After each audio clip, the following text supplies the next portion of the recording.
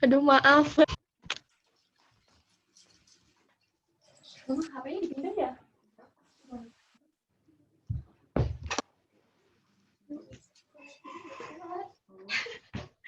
Aduh, jangan dibuka, jangan ditutup.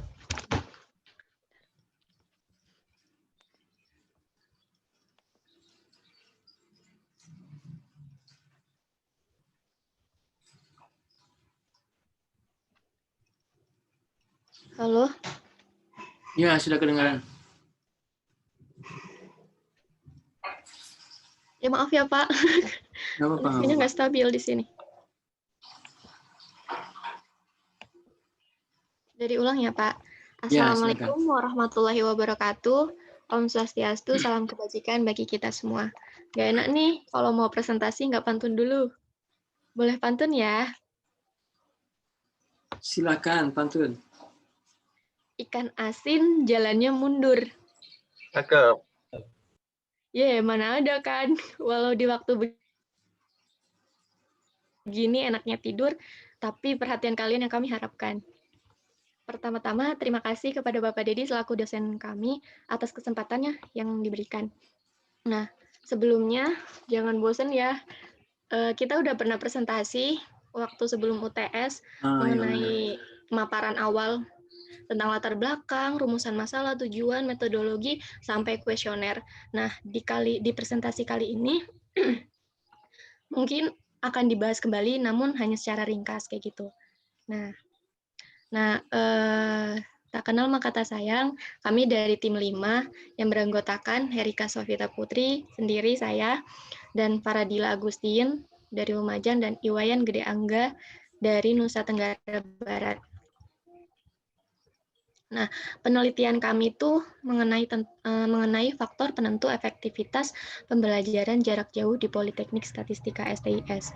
Nah, untuk pertama, latar belakang yang waktu itu udah pernah dijelasin juga, intinya di sini tuh dengan adanya COVID yang datang di dunia ini mempengaruhi sektor pendidikan, dan sektor pendidikan membuat sektor pendidikan itu mengeluarkan kebijakan. Nah, kebijakannya itu ditiadakannya pembelajaran secara langsung. Nah, oleh karena itu muncullah alternatif, dilakukanlah yang namanya PJJ, yaitu pembelajaran jarak jauh. Nah, di sini kami akan meneliti yaitu tentang faktor penentu dari efektivitas pembelajaran jarak jauh di Politeknik Statistika STIS dengan melihat persepsi di faktor yang kita tentukan oleh mahasiswa Politeknik Statistika STIS di tingkat 2, 3, dan 4 gitu. Nah, untuk sebelumnya itu kami sudah mempelajari beberapa penelitian terdahulu. Di sini yang pertama itu mengenai Voleri dan Lord tahun 2000, yaitu di sini intinya dia itu mengemukakan bahwa ada 3 faktor kritis yang menentukan kesuksesan dalam pembelajaran daring, yaitu ada penggunaan teknologi, kemudahan akses, pengajar gitu, dan ini bisa dibaca. Terus yang kedua, penelitian terdahulu yang kedua itu yang baru-baru ini tahun 2020 oleh Almaya, yaitu dia intinya mengemukakan bahwa ada faktor kritis mempengaruhi penggunaan sistem e-learning, itu ada faktor teknologi, kualitas sistem e-learning, aspek budaya, faktor efikasi diri, dan faktor kepercayaan. Serta ada faktor penghambat, itu ada 3, perubahan masalah manajemen, masalah teknis sistem e-learning, dan dukungan keuangan masalah. Terus yang ketiga itu ada dari Zoroja tahun 2014. Intinya di sini dia ada faktor penentu keberhasilan e-learning itu di negara berkembang. Ada kesadaran teknologi, motivasi, dan mengubah perilaku peserta didik, keterampilan komputer, teknis latar belakang, dan program pelatihan atau literasi komputer. Nah, ini adalah beberapa penelitian terdahulu yang menjadi referensi kami untuk melakukan penelitian kami. Nah, oleh karena itu, di sini kami mengambil tim kami itu mengambil beberapa faktor yang dikira itu sesuai dengan kondisi Politeknik Statistika STIS. Yaitu yang pertama itu metode penyampaian materi. Gimana sih metodenya gitu kan? Terus manajemen waktu, konektivitas, dan kondisi lingkungan rumah. Intinya ada 4 faktor ini yang bakal kita teliti dalam penelitian ini gitu. Terus Nah, rumusan masalahnya udah pernah dijelasin bahwa kami itu ingin, gimana sih persepsi terhadap, keempat faktor tadi gitu. Terus ada tujuannya juga untuk mengetahui persepsinya gimana. Terus nah ini Mbak Radila. Selanjutnya konsep dan definisi. Di kelompok kami itu memikirkan 4 faktor yang menjadi faktor penentu efektivitas PJJ.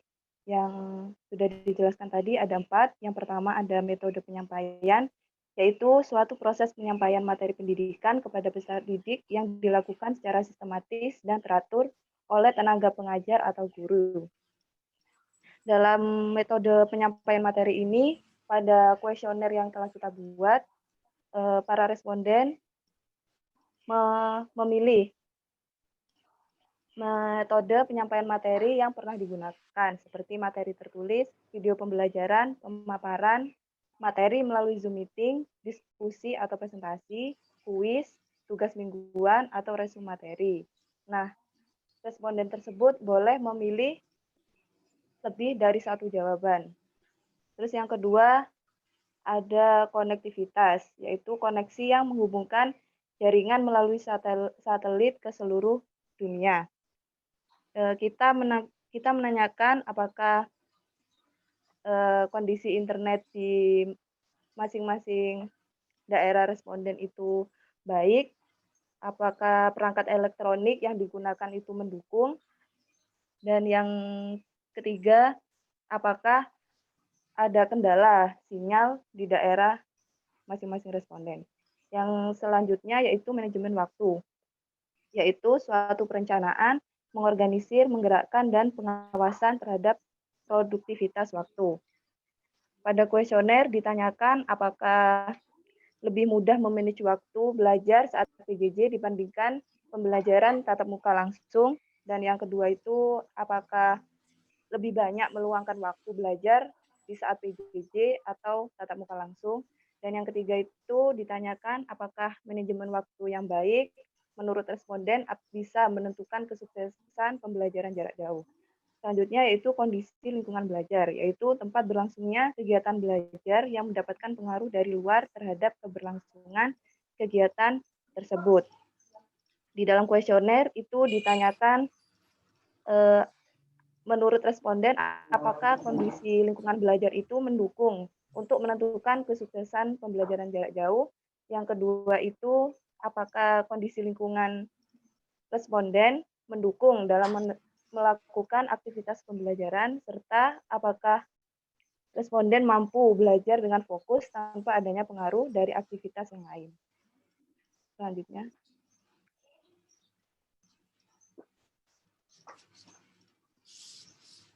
Selanjutnya ada kerangka pikir. Kerangka pikir di sini yang pertama itu kita menentukan 4 faktor. 4 faktor yang mempengaruhi dari kesuksesan PJJ, dan kita lihat nanti apakah dari keempat faktor ini bisa mempengaruhi IP yang naik, IP-nya tersebut naik, tetap, atau menurun. Selanjutnya, metodologi ini dijelaskan oleh Angga. Baik, kan saya lanjutkan. Nah, di sini dalam penelitian kami, metode yang kami gunakan adalah dengan metode survei. Nah, di sini populasi targetnya adalah mahasiswa Polstat STIS tingkat 2, 3, dan 4. Nah, di sini unit observasinya itu adalah mahasiswa terpilih dari setiap kelas. Kemudian kerangka sampel yang kita gunakan adalah daftar nama sampel mahasiswa menurut kelas tingkat 2 dan 4. Di situ nama mahasiswa terurut berdasarkan abjad. Nah, di sini kami mengambil sampel dari setiap kelas, mulai dari tingkat 2, 3, dan 4 dengan alokasi, yaitu di setiap kelas akan kami ambil secara sistematik sampling dengan alokasi sebanyak 7 orang sampel di kelas yang beranggotakan 30 sampai 35 orang dan 8 sampel untuk kelas yang beranggotakan lebih dari 35 orang. Dengan tujuan agar peluang terpilihnya setiap sampel itu kurang lebih sama untuk setiap kelasnya, karena setiap kelas itu anggota kelasnya itu jumlahnya tidak sama. Kemudian lanjut. Nah, di sini sebaran sampel yang kita dapatkan bahwa di kuesioner yang telah kita sebarkan, yang mengisi dari ketiga tingkat itu ada 106 orang di tingkat 2, 121 orang di tingkat 3, dan 111 orang di tingkat 4. Dengan sebaran jenis kelaminnya itu 57% atau 194 orang berupa berjenis kelamin perempuan dan 43% atau 144 orang berjenis kelamin laki-laki. Lanjut. Nah, di sini respon rate-nya itu secara keseluruhan respon rate-nya itu mencapai 93,63% atau yang mengisi kuesioner itu 338 dari 361 orang sampel yang telah kami pilih dengan sebaran menurut tingkatnya itu seperti yang tercantum pada PPT. Lanjut. Nah, ini kami membagi sebaran sampel menurut wilayah atau domisili yang diisikan. Di sini bisa dilihat bahwa memang sebarannya lebih banyak berada di wilayah Indonesia bagian barat dan tengah itu, dan hanya sedikit yang berada di wilayah timur dengan sebaran mayoritas berada di Pulau Jawa. Lanjut ke pembahasan akan dilanjutkan oleh Faradila. Selanjutnya pembahasan yang pertama itu analisis deskriptifnya terlebih dahulu. Ini gambaran datanya di SPSS. Untuk IP yang iya itu merupakan gabungan dari IP mahasiswa yang naik dan tetap, dan untuk yang kategori tidak itu IP yang turun. Selanjutnya ini ada tabel kontingensi. Yang pertama, manajemen waktu. Mahasiswa yang IP-nya naik dengan manajemen waktu yang baik itu ada 160 orang. Dan mahasiswa yang IP-nya naik tetapi manajemen waktunya buruk itu sekitar 70 orang.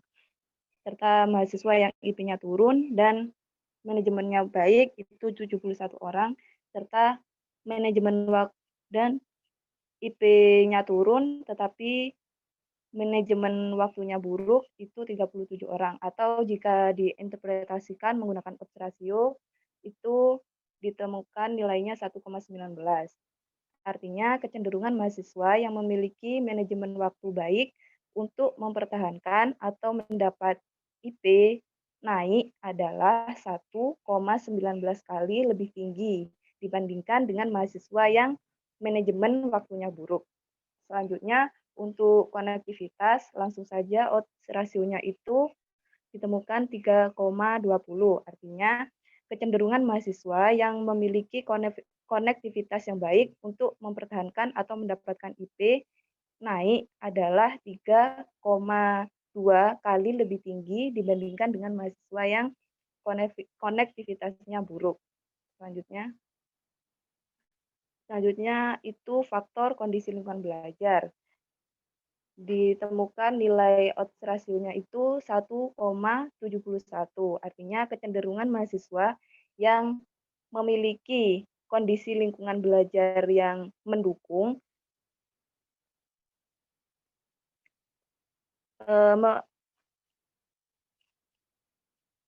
dapat mempertahankan IP-nya 1,71 kali lebih tinggi dibandingkan dengan mahasiswa yang kondisi lingkungan belajarnya tidak mendukung. Selanjutnya ini metode penyampaian materi yang terfavorit atau yang paling disukai oleh responden.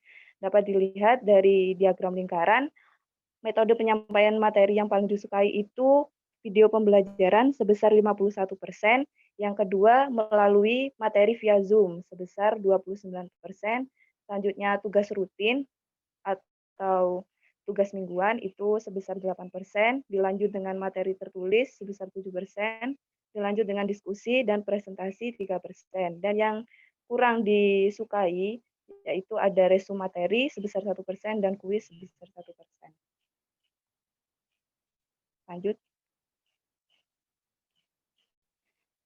Ini persepsi mahasiswa dari keempat faktor. Yang pertama ada metode sebesar 72% mahasiswa menyatakan sangat setuju bahwa metode pembelajaran ini berpengaruh terhadap keefektivitasan PJJ, dan 23%-nya menyatakan setuju dengan bahwa metode pembelajaran berpengaruh terhadap efektivitas PJJ. Dari keempat faktor ini, jika ditotal itu sekitar 90%-an, yang artinya faktor metode, manajemen, konektivitas, dan kondisi lingkungan belajar 90% berpengaruh terhadap keefektivitasan PJJ. Selanjutnya. Ya, di sini dapat kita lihat bahwa tingkat kepuasan mahasiswa terhadap PJJ itu kami ukur dengan memberikan pilihan skala 1 sampai 10. Dapat dilihat bahwa mayoritas mahasiswa menyatakan kepuasan terhadap PJJ itu memberi nilai 8 dan berada di kisaran 7, 8, dan 9. Nah, di sini sebelumnya perlu kami tekankan bahwa efektivitas dari PJJ itu kami ukur dengan menggunakan indikator IP, yaitu dengan melihat IP-nya naik atau tetap. Lanjut. Di sini, setelah kita mengumpulkan datanya, didapatkan bahwa dilanjut ke hasil tabel yang tadi. Nah, di sini dapat kita lihat secara parsial, apabila kita melihat pengaruh dari faktor-faktor tersebut secara parsial dan membedakannya menurut tingkat, didapatkan hasil seperti ini. Nah, di sini kami akan menggunakan analisis dengan uji chi-square untuk melihat apakah ada pengaruh dari perbedaan tingkat 2, 3, dan 4 ini terhadap persepsinya mengenai faktor-faktor seperti kondisi lingkungan belajar, manajemen waktu, dan konektivitas terhadap efektivitas dari PJJ. Nah, di sini karena asumsinya itu nilai ekspektasi dari suatu sel itu harus lebih dari sama dengan 5, maka untuk beberapa sel kami gabungkan agar memenuhi asumsi tersebut. Nah, hasilnya diperoleh tabel seperti ini. Kemudian hasil uji yang kita dapatkan dapat dilihat bahwa untuk faktor manajemen waktu dan lingkungan didapatkan nilai statistik uji yang dengan keputusan tolak hak 0. Artinya tidak ada hubungan antara tidak ada hubungan atau tidak ada perbedaan antara tingkat 2, 3, dan 4 terhadap persepsi mengenai faktor-faktor mengenai faktor-faktor lingkungan dan manajemen waktu terhadap efektivitas PJJ. Sementara untuk koneksi ini keputusannya itu gagal tolak, artinya terdapat hubungan antara antara persepsi mahasiswa menurut tingkat terhadap faktor koneksi. Lanjut. Silakan Sofi.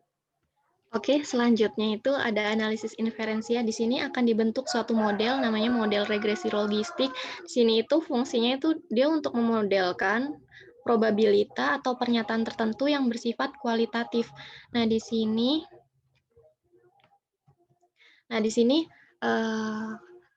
hanya ngambil 3 variabel dari yang faktor tadi karena dikira faktor yang pertama itu yang mengenai metode itu pasti sulit untuk diinterpretasikan jika kalau di ini, dan juga dinilai berpengaruh kuat gitu. Terus variabel yang di sini dari model logistik ini, variabel Y-nya itu mengenai IP dengan faktor dengan kode 1 itu naik atau tetap, dan referensinya itu turun, 0 turun. Dan X1-nya itu tentang manajemen waktu, satunya itu baik, 0-nya buruk, referensinya buruk. Terus yang X2-nya itu mengenai konektivitas, 1 baik dan 0-nya buruk. Terus X3-nya mengenai kondisi lingkungan, yaitu 1 mendukung dan 0 tidak mendukung, yaitu referensi tidak mendukung. Nah, didapat model seperti ini kita olah menggunakan SPSS. Nah, modelnya bisa dilihat. Nah, nanti lanjut ke kita lihat di sini bahwa angka yang signifikan itu hanya konektivitas. Nah, dengan ini kami langsung menguji kecocokan model menggunakan Hosmer Lemsol test dan omnibus untuk uji simultannya. Ternyata dihasilkan buat Hosmer-nya itu gagal tolakan 0, yaitu disimpulkan bahwa model tersebut bisa digunakan atau fit gitu. Terus untuk uji simultannya pun di sini hasilnya tolakan 0, artinya minimal ada satu yang berbeda. Akhirnya model ini bisa digunakan gitu. Nah, untuk interpretasinya sendiri di sini kami melakukan penghitungan untuk probabilitasnya. Di sini kami memasukkan nilai angka 1, artinya ini dengan manajemen waktu yang baik, terus koneksinya juga baik, terus kondisi lingkungan juga baik. Kita masukkan angka 1 di sini, nah diperoleh odds rasio 2,5779. Kemudian buat probabilitanya ternyata 0,72. Di sini berarti peluang seseorang bisa mendapatkan IP bisa mempertahankan atau meningkatkan IP jika kondisi manajemennya baik, konektivitasnya baik, kondisi lingkungannya belajarnya juga mendukung, adalah 0,72. 0,72 itu kan peluangnya bagus gitu kan. Nah, terus bagaimana jika hanya manajemen waktu nya saja yang baik? Nah, di sini bisa kita interpretasikan dengan parameter-parameter yang diperoleh. Di sini dari 0,13 di sini kita eksponensialkan didapat angka 0,878. Nah, artinya di sini kecenderungan seseorang bisa mempertahankan atau meningkatkan IP jika hanya kondisi manajemen waktunya aja yang baik, yang lainnya buruk gitu. Adalah 0,878 kali waktu yang kali yang manajemen waktunya buruk. Ini kecenderungannya cukup kecil ya gitu.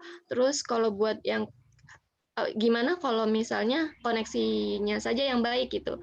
Nah, di sini dari angka 1 eksponen dari 1,099 didapat bahwa kecenderungan seseorang bisa mempertahankan atau meningkatkan IP jika pada kondisi konektivitasnya baik dan yang lainnya itu buruk adalah 3 kali dari yang konektivitasnya buruk gitu. Terus dari kondisi lingkungan belajarnya yang baik, hanya kondisi lingkungan belajarnya yang baik itu 1,44 kali dari yang manajemen waktunya buruk. Nah, dalam artian ini berarti sebenarnya faktor yang paling mempengaruhi dari sini itu adalah koneksi yang baik gitu ya, karena ini pembelajaran jarak jauh, medianya pun basisnya paling banyak itu menggunakan membutuhkan koneksi internet yang baik gitu. Maka di sini pun kecenderungan yang paling besar itu adalah koneksi yang baik gitu. Terus selanjutnya ya, dari penelitian ini kami membuat suatu kesimpulan. Pertama itu lebih dari 90 mahasiswa itu memiliki persepsi setuju dan sangat setuju bahwa keempat faktor tadi itu menentukan efektivitas PJJ. Terus terdapat hubungan antara persepsi mahasiswa mengenai manajemen waktu dan kondisi lingkungan rumah atau belajar menurut tingkat. Terus tadi peluang seorang bisa mempertahankan IP atau meningkatkan IP jika kondisi manajemen waktunya baik, konektivitasnya baik, kondisi lingkungan belajarnya juga baik, juga mendukung adalah 0,72. Artinya ini berpeluang tinggi gitu kan. Terus kecenderungan tadi yang 2,779 itu kecenderungan mahasiswa yang memiliki manajemen waktu yang baik, terus konektivitasnya baik juga, kondisi lingkungan belajarnya juga mendukung, untuk mempertahankan atau meningkatkan IP itu 2,779 kali lebih besar dibanding mahasiswa yang ketiga faktor tersebut itu buruk atau tidak mendukung, seperti itu. Nah, berakhirlah presentasi dari kelompok kami. Kita open diskusi. Bagi yang ingin bertanya, boleh silakan bertanya. Ya, silakan. Kayaknya pertama itu ya, pembahasnya dulu ya. Siapa pembahasnya? Kelompok berapa?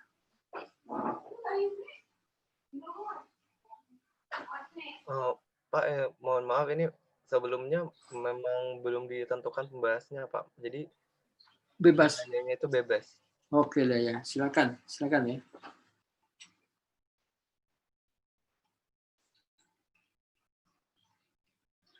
Silakan, ada yang mau tanya nggak nih? Hal yang menarik ya. Jadi berkaitan dengan pembelajaran jarak jauh tadi Bapak lihat yang paling besar itu sebetulnya masalah metode pembelajaran barangkali ya. materi ada berapa persen yang paling disukai mahasiswa itu materi yang sudah tersedia ya. Ya, silakan ada yang ini mau challenge ini.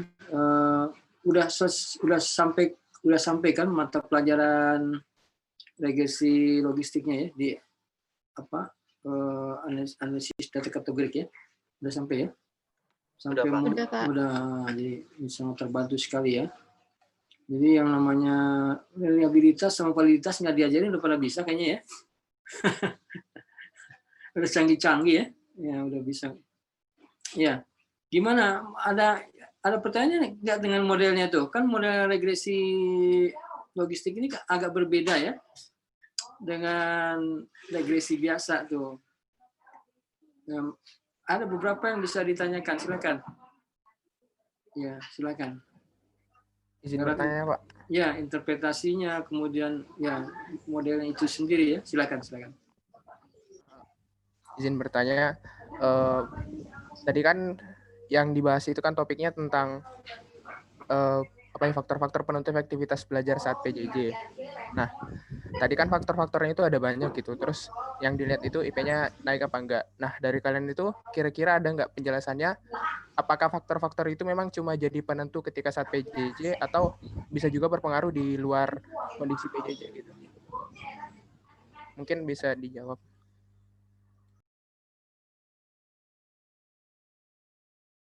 Ya, yang lain? Itu baru satu pertanyaan pembuka ya dari Andi ya. Sekarang tanggal berapa sih? 16 ya? Nomor absen 16. Irfan Prasetya. Ada ya Irfan? Mana Irfan? Ya, Pak. Hah? Ya, silakan Irfan nih. Ilmunya udah dapat katanya Irfan. Iya, Pak. Iya. Masih belum ada pertanyaan sih, Pak. Belum ada? Iya. Siapa yang mau tanya nih? Bulan 10 ya. Dava tuh. Dava ya. Hadir, Pak. Ya. Tanya Dava.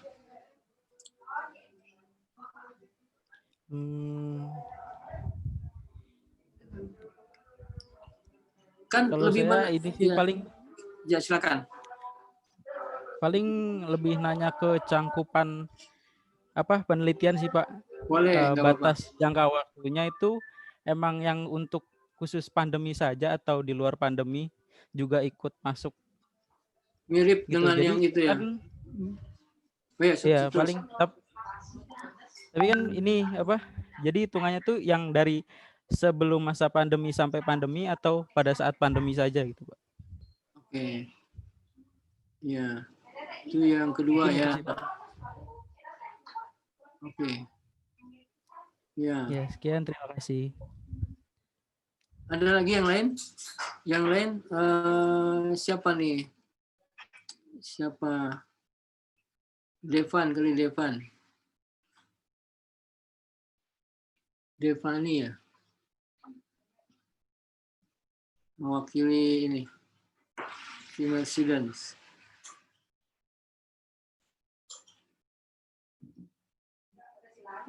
Ada pertanyaan Devani? Halo Pak. Maaf Pak, di sini mati lampu, makanya tadi putus-putus. Nggak kedengaran ya? Oke, Irhamni aja yang di atasnya deh. Irhamni Maulidah. Nggak mati lampu kan di sana Irhamni ya? Iya Pak. Nggak mati lampu kan? Suaranya jelas ya? Mati, Pak. Nggak ya. Apa yang mau ditanyakan coba dari presentasi Angga dan teman-teman ini? Fadila, terus siapa tadi? Sejauh ini Sophie ya. Satu lagi pertanyaan deh. Pertanyaannya apa? Pertanyaan untuk presentasinya begitu bagus ya. Mengenai efektivitas belajar ya. Di STIS ini, di Poltek STIS ada 4 faktor ya. Tadi udah bagus juga rujukannya, bagus banget ya. yaitu semuanya terbaru ya.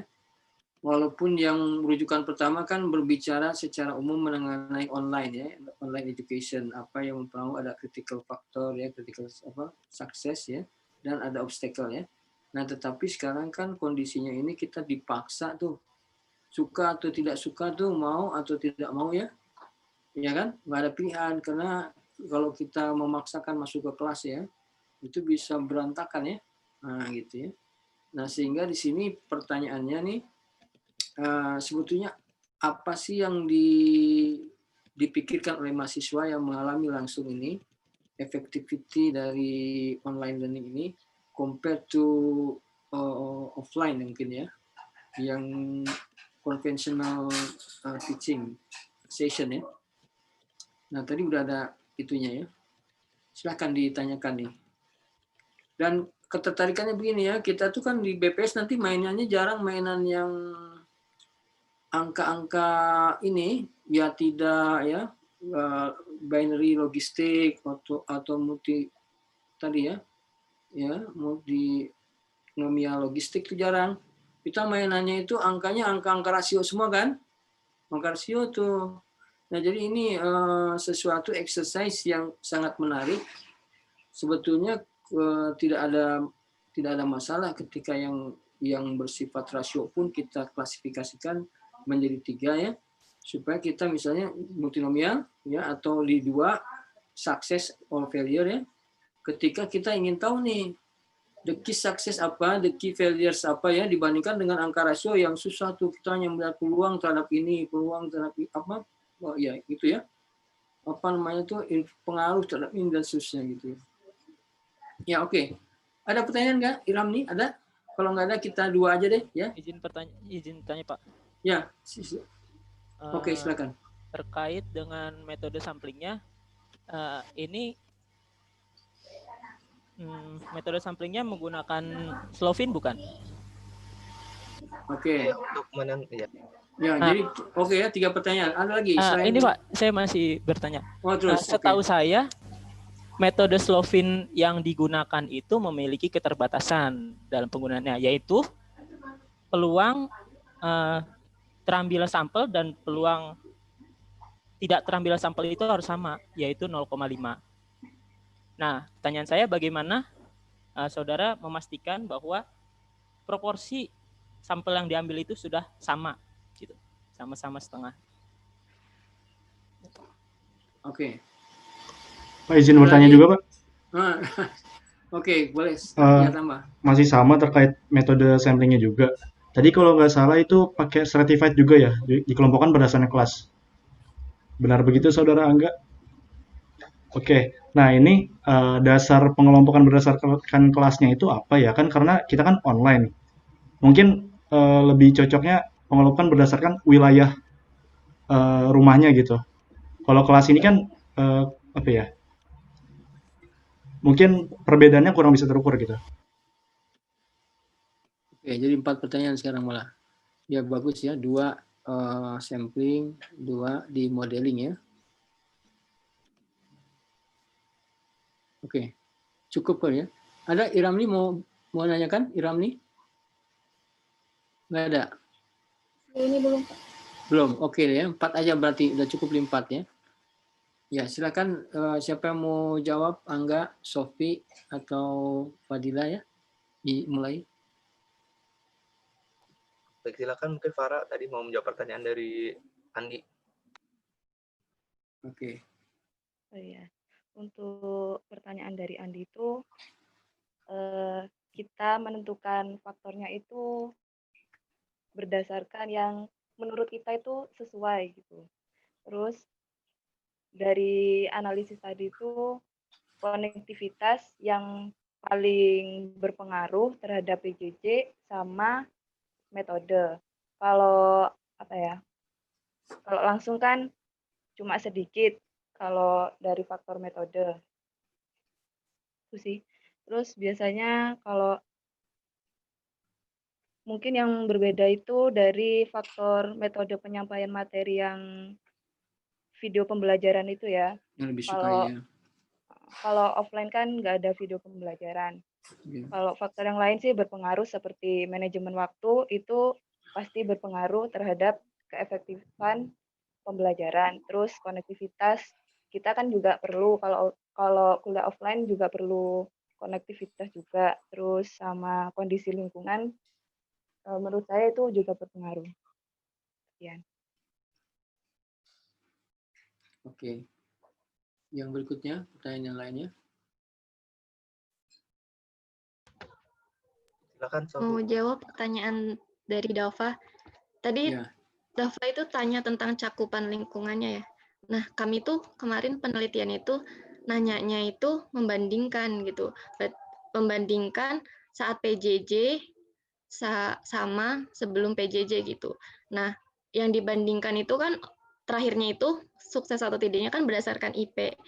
Nah, IP yang kita tanyakan itu naik atau turun atau tetap itu saat semester genap tahun ajaran kemarin gitu. Berarti intinya kami itu di dalam kuesioner itu menanyakan misalnya tadi mengatur tentang manajemen waktu itu apakah lebih mudah saat PJJ gitu atau saat sebelum PJJ gitu. Berarti sebelum pas offline gitu. Intinya gitu. Jadi cakupan lingkup waktunya itu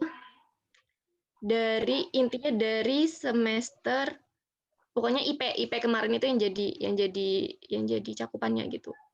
Berarti sebelum PJJ sama PJJ.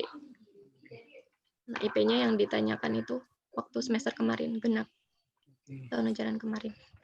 Gimana, Dok? Ya. Cukup jelas. Oke, bagus. Ya, baik. Saya akan menjawab pertama pertanyaan dari Bintang ya mengenai tadi aturan menggunakan metode Slovin untuk pengambilan sampel. Nah, sebenarnya untuk masalah aturan bahwa di metode Slovin itu mensyaratkan bahwa peluang terambilnya sampel atau peluang dia tidak terambil itu adalah sama dengan setengah, itu kalau mengetahui hal tersebut, kami menggunakan Slovin untuk menentukan berapa jumlah sampel minimal yang harus kami ambil dengan total populasi yang tersedia, yaitu dengan kan total populasi yang tersedia tadi untuk mahasiswa tingkat 2 sampai tingkat 4 itu ada sekitar 1.500. Nah, di situ kami dengan menetapkan alfa sebesar 5%, kami mendapatkan bahwa jumlah sampel minimal itu adalah 324. Jadi kami menggunakan metode Slovin itu untuk menentukan berapa jumlah sampel minimal yang harus kami ambil. Nah, di sini untuk mengusahakan bahwa peluang sampel itu terpilih adalah sama, kami mengusahakannya dengan cara membuat alokasi, yaitu apabila kelas tersebut memiliki anggota 30-35 orang, akan kami ambil hanya 7 orang sampel di kelas tersebut. Sedangkan apabila jumlah anggota di kelasnya itu lebih dari 35 orang, akan kami ambil sampel sebanyak 8 orang dari kelas tersebut. Jadi, walaupun tidak bisa sepenuhnya sama peluang terambilnya, tapi dengan adanya alokasi tersebut, kami beranggapan bahwa sudah mengusahakan bahwa peluang terambilnya sampel itu adalah sama. Begitu. Gimana, Bintang? Baik, terima kasih. Ya, oke. Selanjutnya yang terakhir pertanyaan dari Iqbal. Nah, mengapa kami mempertimbangkan untuk mengambil mahasiswa berdasarkan kelas? Karena pertama, kan ini surveinya itu tujuannya kita untuk mengestimasi, jadi memang perlu kerangka sampel. Nah, pertimbangannya kenapa menggunakan kelas? Karena ini memang kerangka sampelnya sudah tersedia begitu. Kalau kita menggunakan berdasarkan kelas. Sedangkan apabila kita menggunakan domisili, itu kami sebenarnya sudah berusaha untuk mengumpulkan domisili dari responden ini. Dengan tadi kita sudah menunjukkan sebarannya. Nah, akan tetapi pun itu memang kita ada kesusahan karena pertama untuk kerangka sampel mahasiswa menurut domisili itu rasanya menurut kami agak sulit untuk menyusun kerangka sampelnya.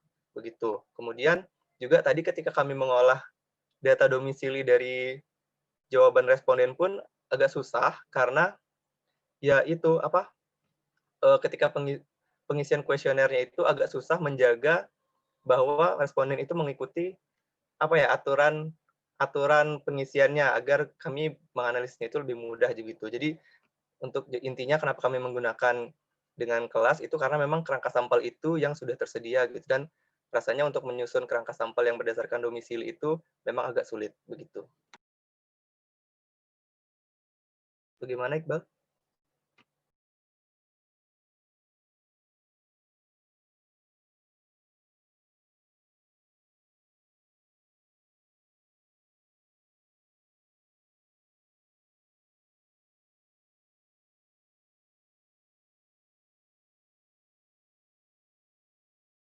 Oke, terima kasih Iqbal atas masukannya. Mungkin nanti itu bisa kami tambahkan di analisis karena memang di data responden kita memang ada domisilinya. Mungkin bisa kita jadikan di bahan analisis. Terima kasih.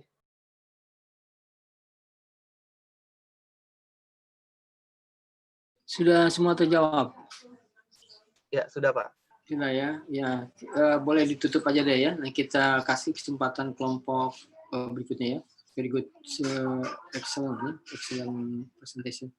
Silakan. Silakan ditutup. Oke, terima kasih untuk teman-teman yang sudah berusaha untuk menyimak presentasi dari kami. Kurang lebihnya dari kelompok kami mohon maaf. Kembali ke Bapak dosen. Nggak ada pantun lagi? Nggak ada? Pantun tadi, pantun penutup nggak ada? Dari NTB nggak ada pantun penutup? Iqbal biasanya pantun, Bal. Ini Iqbal mungkin mau pantun. Dava Hendrawan lebih ini Pak jago Pak. Lebih jago ya. Mungkin Dava mau pantun Pak. Sering palang pintu dia Pak. Oke, udah di ini ya. Jadi dimaafkan ya, nanti pantunnya kapan-kapan aja ya.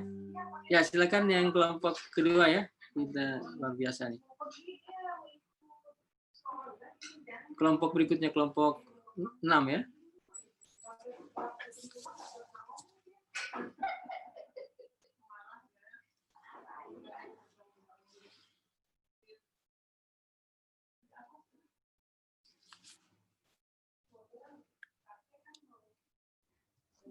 Apakah sudah terlihat? Sudah, bagus. Bisa dimulai sekarang, Pak? Ya, silakan. Bagus. Jadi itu slide show-nya biar besar ya. Ya, baik, Pak. Ya, Assalamualaikum warahmatullahi wabarakatuh. Waalaikumsalam warahmatullahi wabarakatuh. Kami di sini dari kelompok 6 akan mempresentasikan hasil kelompok kami, yaitu analisis determinan keberhasilan belajar mahasiswa tingkat 2 Politeknik Statistika STS tahun ajaran 2019-2020 selama PJJ. Nah, di sini saya bersama dua teman saya itu Hamni dan Istu, anggota kelompok. Ya. Oke. Next. Dilanjutkan oleh Hamni, dipersilahkan.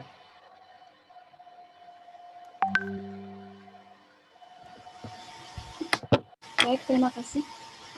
Jadi di sini kelompok para pembahasan kali ini nantinya kami akan menjelaskan yaitu bagian 1 tentang latar belakang, bagian 2 penelitian terkait dan konsep definisi, bagian 3 itu ada ruang lingkup penelitian dan metode penerimaan sampel, bagian keempatnya ada hasil dan pembahasan, dan yang terakhir yaitu bagian kesimpulan.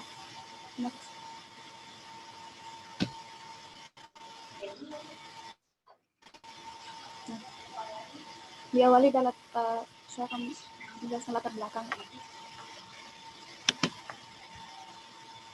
Diawali dari latar belakang pendidikan yang merupakan salah satu sarana strategis untuk meningkatkan kualitas bangsa Indonesia ini. Nah, ternyata ada beberapa kendala pada masa-masa terakhir ini karena adanya kasus pandemi COVID-19 di Indonesia yang dia itu mulai muncul pada pertengahan pada bulan Maret 2020, dan karena munculnya pandemi ini banyak instansi pendidikan banyak instansi pemerintahan yang mulai tutup atau melaksanakan bekerja dari rumah. Salah satunya juga ternyata instansi pendidikan juga mulai ditutup dan memberikan dampak juga bagi Politeknik Statistika STS. Nah, pada pertengahan bulan kemarin, misalkan kalau sampai sekarang akhirnya Politeknik Statistika STS melakukan pembelajaran jarak jauh atau yang biasa kita kenal dengan istilah PJJ. Nah, sebagai salah satu kampus yang menjunjung tinggi nilai akademik dan profesionalitas siswa, ternyata sebagai salah satu kampus yang menjunjung tinggi nilai akademik dan profesionalitas siswa, tentu saja mahasiswa Politeknik Statistika STS sangat memperhatikan prestasi belajarnya. Namun perubahan sistem belajar yang awalnya daring ini ternyata dan yang awalnya luring dan sekarang menjadi daring ini ternyata memberikan atau menimbulkan berbagai tanggapan dari kalangan mahasiswa karena sistem ini dianggap dapat mempengaruhi pemahaman mahasiswa dalam proses belajar mengajar.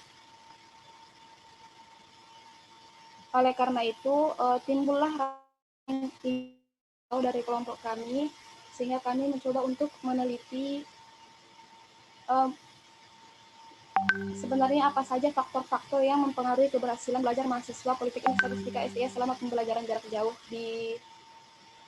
dan juga ini nanti penelitiannya itu berdasarkan seluruh mahasiswa dan juga tiap prodi, di mana di Politeknik Statistika ini nantinya dibagi jadi 3 kan ya. Ada yang D3 Statistika, D4 Statistika, dan D4 Komputasi Statistik. Nah, penelitian ini menggunakan metode penelitian deskriptif dengan pendekatan kuantitatif. Next. Selanjutnya itu ada rumusan masalah. Tadi sudah dijelaskan juga sudah disinggung sedikit di latar belakang. Dari latar belakang di atas tersebut, kami membuat rumusan masalah berupa yang pertama itu ada faktor-faktor apa saja yang mempengaruhi keberhasilan pembelajaran jarak jauh mahasiswa Politeknik Statistika STS tingkat 2 tahun ajaran 2019-2020 prodi D3 Statistika, D4 Statistika, dan D4 Komputasi Statistik.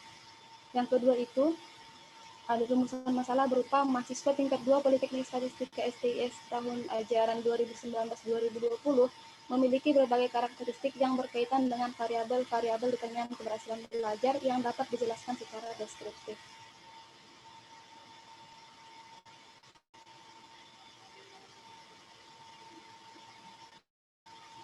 Dari masalah di atas sehingga penelitian memutuskan membuat tujuan penelitian berupa tujuan yang pertama yaitu untuk mengetahui faktor-faktor apa saja yang berpengaruh terhadap keberhasilan pembelajaran jarak jauh mahasiswa Politeknik Statistika STS tingkat 2 tahun ajaran 2019-2020 program studi D3 Statistika, D4 Statistika, dan D4 Komputasi Statistik.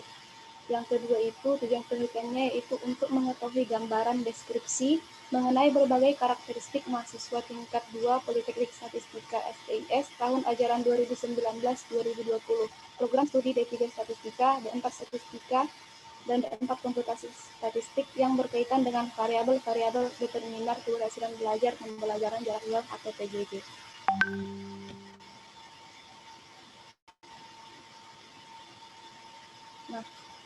Nah, selanjutnya itu ada penelitian terkait.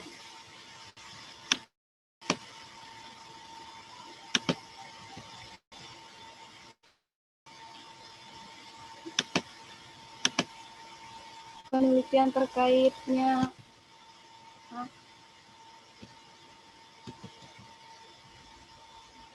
yang pertama itu ada beberapa di sini kami mengambil beberapa penelitian terkait itu. Yang pertama itu hubungan antara persepsi siswa tentang pengelolaan kelas, motivasi belajar, dan kebiasaan membaca dengan prestasi pembelajaran bahasa Indonesia. Bahasa Indonesia, siswa kelas 10 SMA Negeri di Kecamatan Sleman, tahun pembelajaran 2010-2011. Penelitian ini diteliti oleh Dwi Agustinawati. Adapun hasil dari penelitian ini menunjukkan bahwa terdapat hubungan yang positif dan signifikan antara motivasi belajar dengan prestasi pembelajaran bahasa Indonesia dengan signifikansi 0,01 dan koefisien korelasi sebesar 0,277. Yang selanjutnya yaitu pengaruh dukungan sosial orang tua terhadap motivasi berprestasi siswa kelas 5 SD di Gugus Hasanuddin Kabupaten Cilacap tahun pembelajaran 2014-2015 oleh Anindya Setianingrum. Penelitian ini menjelaskan bahwa terdapat hubungan positif dan signifikan antara dukungan sosial orang tua terhadap motivasi berprestasi siswa kelas 5 SD di Gugus Hasanuddin Kabupaten Cilacap tahun pembelajaran 2014-2015. Dan semakin tinggi sosial orang tua yang diberikan kepada anaknya ternyata memberikan dampak yang semakin tinggi pada motivasi siswa untuk berprestasi. Begitu juga sebaliknya. Semakin rendah dukungan sosial orang tua kepada anaknya, semakin rendah pula motivasi anak untuk berprestasi. Yang selanjutnya itu ada hubungan antara kualitas tidur dengan performa akademik pada mahasiswa pendidikan dokter tahap akademik Fakultas Kedokteran Universitas Brawijaya oleh Raras Ambarjari Susilohadi. Hasil penelitian ini membuktikan bahwa kualitas tidur yang dialami mahasiswa pendidikan dokter FKUB berada pada kategori buruk. Selain itu, terdapat perbedaan kualitas tidur antara mahasiswa tahun pertama, kedua, dan ketiga dengan distribusi terbanyak pada kategori buruk juga.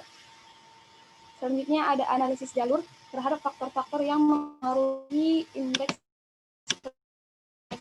kumulatif atau IPK mahasiswa oleh Dodi Rika Deni Sihite dan Noviana Pratiwi. Hasil penelitian ini menunjukkan bahwa faktor-faktor yang mempengaruhi IPK adalah lama belajar dan lama penggunaan internet. Dan yang terakhir itu ada tantangan dan peluang pemanfaatan teknologi informasi dan pembelajaran online masa COVID-19 oleh Niko Mangsuni Astini. Hasil penelitian ini menyatakan bahwa di STKIP Agama Hindu Amplapura terdapat 50% mahasiswa belum memiliki laptop dan 80% mahasiswa mengalami susah mendapatkan sinyal dan boros kuota. Next.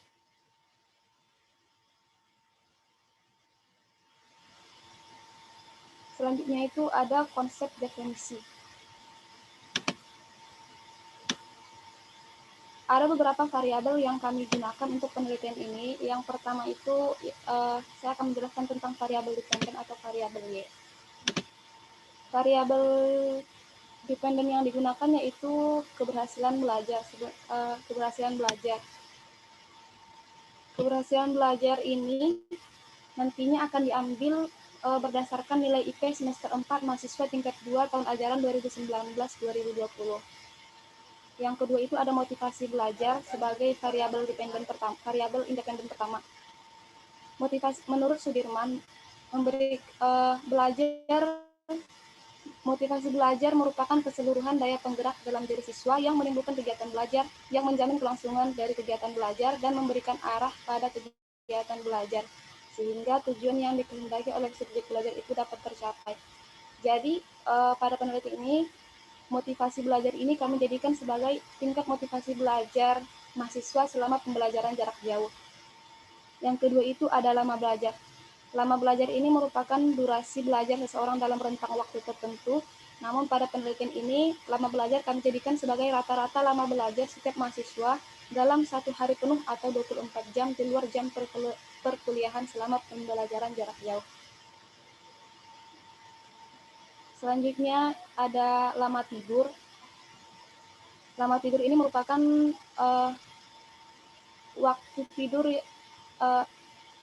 lama tidur ini merupakan durasi tidur selama sehari. Pada konsep definisi kami juga menjadikan lama tidur itu sebagai rata-rata lama tidur setiap mahasiswa dalam sehari atau 24 jam. Lama tidur ini mencakup tidur siang maupun tidur malam. Yang selanjutnya ada variabel orang tua.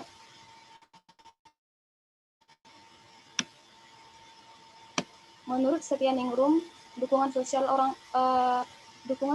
tua adalah kenyamanan, kepedulian, penghargaan, dan bantuan yang diterima anak dalam suatu hubungan yang dijadikan akrab dengan orang tua.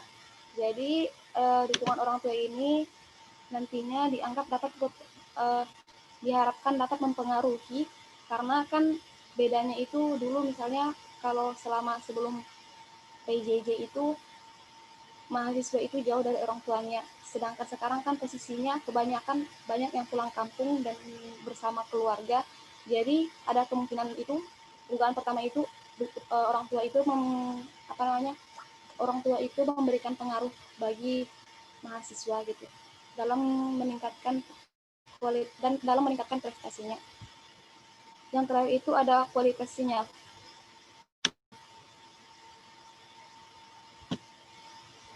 Untuk dapat mengikuti pembelajaran jarak jauh dengan baik, dibutuhkan akses internet yang baik. Di keadaan sekarang, banyak mahasiswa yang memutuskan untuk pulang kampung ke halaman masing-masing.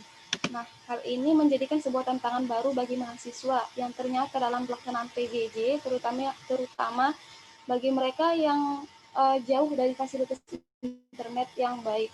Ini cukup menjadi tantangan karena mahasiswa itu akan sulit mendapatkan atau memperoleh materi yang diberikan oleh dosen. Untuk konsep definisi sendiri, kualitas sinyal ini kami jadikan sebagai tingkat kualitas sinyal internet untuk mengakses pembelajaran selama pembelajaran jarak jauh.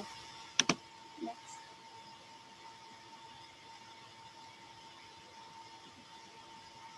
Nah, dari variabel-variabel di atas, kami munculkan kerangka berpikir berikut, yaitu IP semester yang nantinya dipengaruhi yaitu faktor-faktor yang mempengaruhi prestasi yang berupa IP semester 4 ini ada berupa kualitas sinyal, dukungan orang tua, motivasi belajar, lama belajar, dan juga lama tidur. Next.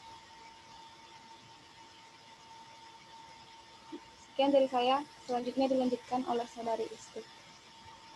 Ya, terima kasih Hami. Selanjutnya adalah metodologi.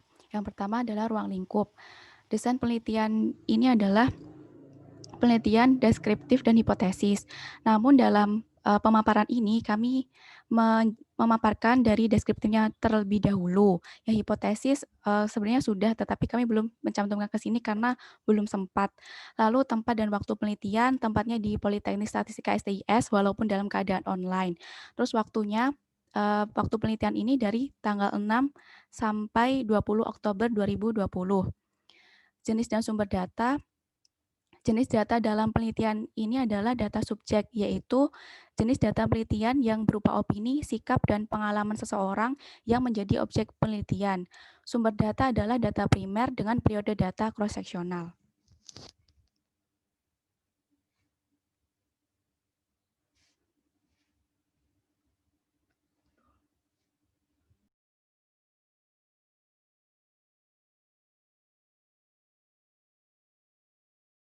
Maaf Pak, ini tidak bisa.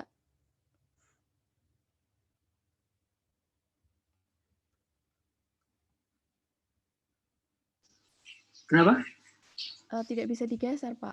Apanya? Oh, sudah bisa Pak. Udah? Ya. Oke. Selanjutnya adalah metodologi dari metode penarikan sampel.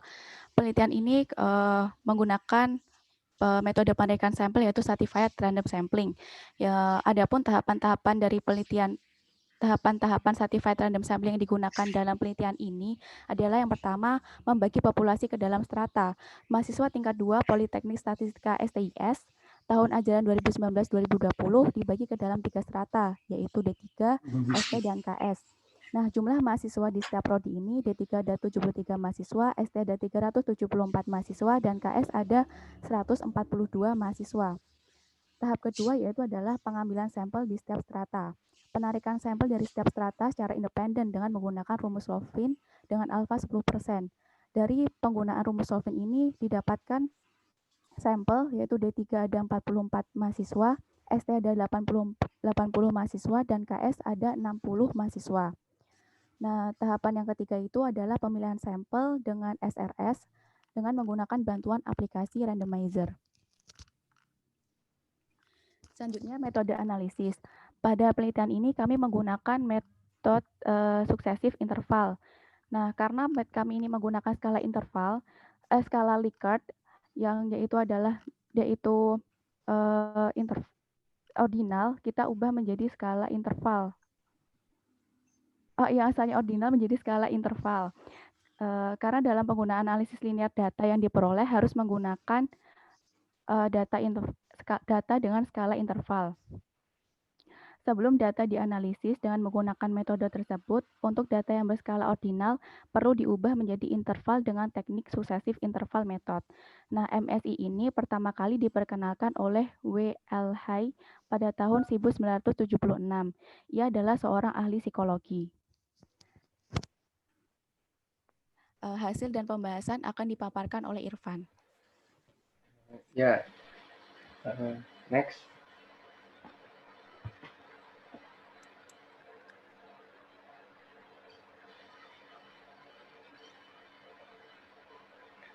Pertama yaitu uji instrumennya itu uji validitas.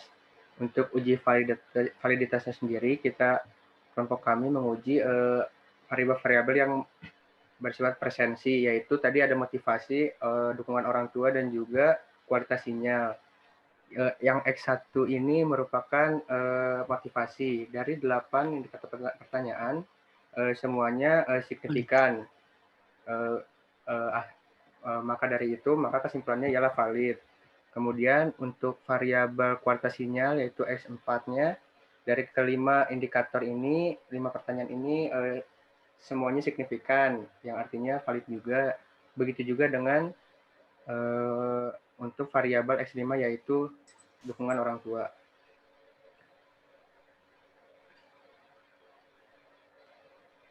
Kemudian uji reliabilitas. Untuk uji reliabilitasnya ini dari ketiga variabel presensi tadi semuanya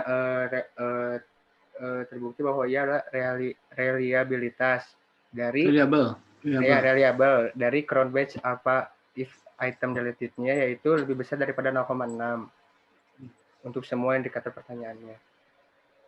Next. Nah, selanjutnya yaitu analisis deskriptifnya. Untuk analisis deskriptifnya sendiri, ya, ini berdasarkan seluruh sampel, yaitu yang berjumlah 184. Rata-rata lama belajarnya yaitu mahasiswa STS sekitar 3,146. Sedangkan lama tidurnya yaitu 6,516 jam. Dan IP semester 4-nya rata-rata mahasiswa tingkat 2 STS semester 4 itu yaitu 3,3. Kemudian nilai terbanyak lama belajar terbanyaknya itu 2 jam per hari, rata-rata per hari. Untuk lama tidurnya yaitu 6 jam per hari, sedangkan IP semesternya yaitu 3,5.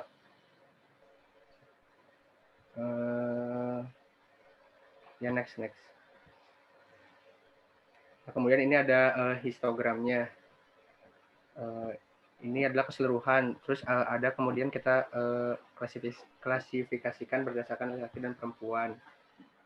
Untuk lama belajarnya, dari histogram ini kita dapat lihat bahwa lama belajar perempuan itu lebih banyak daripada lama belajar laki-laki. Next. Nah, kemudian histogram dari lama belajar per prodi, yaitu yang pertama adalah D3. Untuk D3 ini rata-ratanya yaitu lama belajar itu sebesar 3,7 jam per hari. Next. Nah, untuk D4 statistika yaitu lama belajarnya itu sebesar 2,9 jam per hari. Next. Sedangkan untuk KS itu lama belajarnya rata-ratanya per hari itu 2,9 jam per hari. Next. Nah, kemudian ke variabel lama tidurnya. Ini berdasarkan keseluruhan, kemudian dan klasifikasi antara laki-laki dan perempuan. Untuk lama tidur berdasarkan klasifikasi gendernya, laki-laki lebih sedikit tidurnya dibandingkan dengan perempuan. Next. Kemudian dari variabel lama tidur dari D3 sendiri, rata-rata lama tidurnya yaitu 6,4 jam per hari. Kemudian dari ST-nya sendiri, D4 statistiknya yaitu 6,5 jam per hari. Dan untuk lama tidur HS-nya sendiri yaitu 6,5 jam per hari. Nah, kemudian ini adalah deskriptif motivasi belajar dengan orang tua dan kualitas sinyal.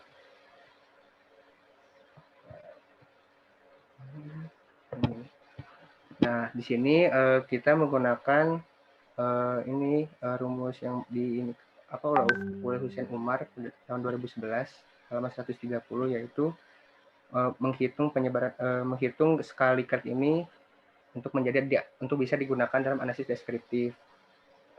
Rumusnya itu sigma jawaban kuesioner atau total jawaban kuesioner itu dibagi dengan jumlah respondennya. Nah, sedangkan untuk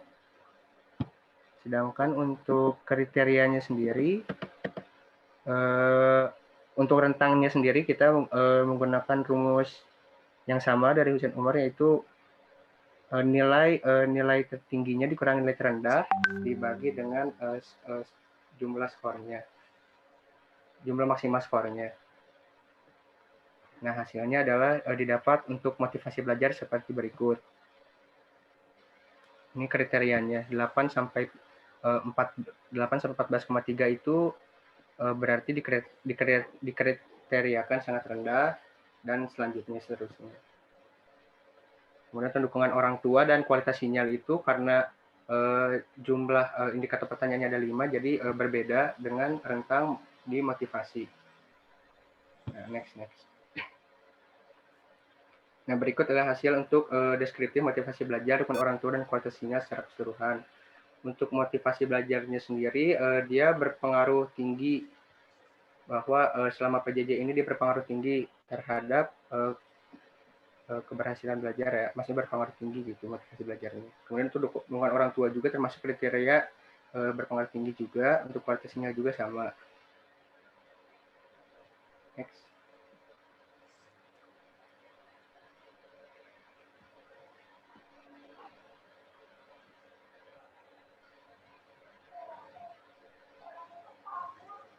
Itu next.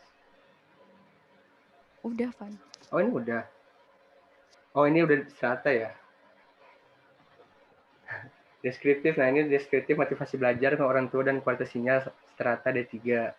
Sama untuk ketiganya juga memiliki kriteria yang tinggi.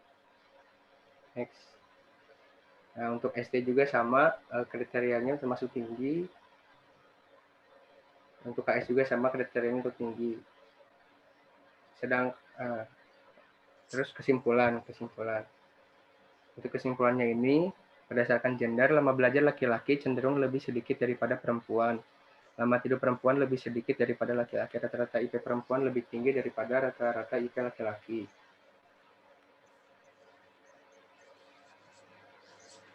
Next. Nah, silakan berdasarkan strata ini, mahasiswa dengan prodi D3 statistik cenderung memiliki durasi belajar yang lebih lama dari mahasiswa prodi D4 statistik dan komputasi. Mahasiswa dengan prodi D4 statistik, D4 komputasi statistik. Mahasiswa dengan prodi D4 statistika cenderung memiliki durasi tidur yang lebih lama dari mahasiswa prodi D3 dan D4 komputasi statistik. Dan mahasiswa prodi D4 statistika cenderung memiliki IP yang lebih tinggi dari mahasiswa prodi D3 statistik dan D4 komputasi statistik. Next. Nah, pada variabel motivasi belajar, di setiap strata memiliki kriteria yang tinggi. Strata dengan nilai motivasi belajar tertinggi adalah komputasi statistik. Kemudian pada variabel dukungan orang tua, pada setiap stratanya memiliki kriteria yang tinggi juga. Strata dengan nilai dukungan orang tua tertinggi adalah D4 statistik. Sedangkan pada variabel kualitas sinyal, pada setiap strata memiliki kriteria yang tinggi. Strata dengan nilai kualitas sinyal tertinggi adalah komputasi statistik. Ya, terima kasih. Sekian dari kelompok kami. Jika ada pertanyaan, kami buka. Terima kasih. Oke ya, silakan ditanyakan nih, menarik ya presentasi dari kelompoknya Irfan ya. Kemudian siapa lagi tadi? Irham nih ya. Dan Istu ya. Ada pertanyaan nggak nih berkaitan dengan apa yang disampaikan?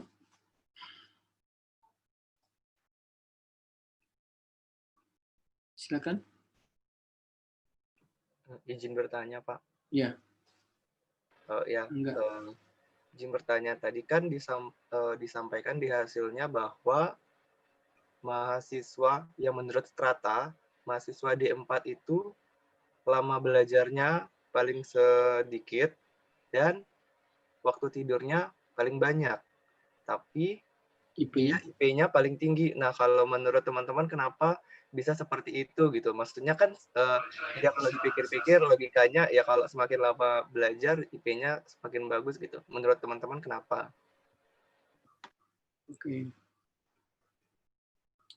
Oke, satu pertanyaan menarik tuh dari Angga ya. Ternyata Angga juga banyak tidur nggak? Nggak. Termasuk ya. Tidur, Pak.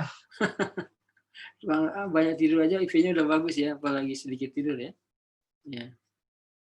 Yang lain ada yang mau tanya lagi? Siapa nih yang mau tanya? Nur, mau tanya Nur?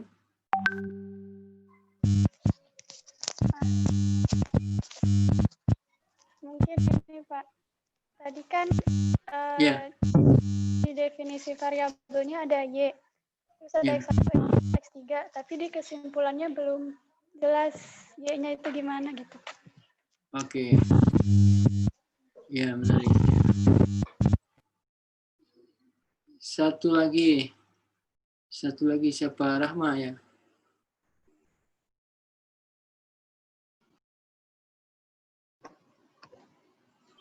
Iya Pak, suara saya terdengar? Jelas, sangat jelas. Tadi kan dikatakan bahwa pengambilan sampelnya itu menggunakan stratified sampling. Nah, untuk penentuan jumlah sampelnya itu, kenapa tidak jumlah D3 dengan jumlah KS-nya itu tidak proporsional gitu? Jumlah sampel untuk D3 itu 44 orang. Sedangkan yang jumlah sampel untuk KS tadi 60 orang. Sedangkan sampelnya itu kan diambil setiap kelas gitu.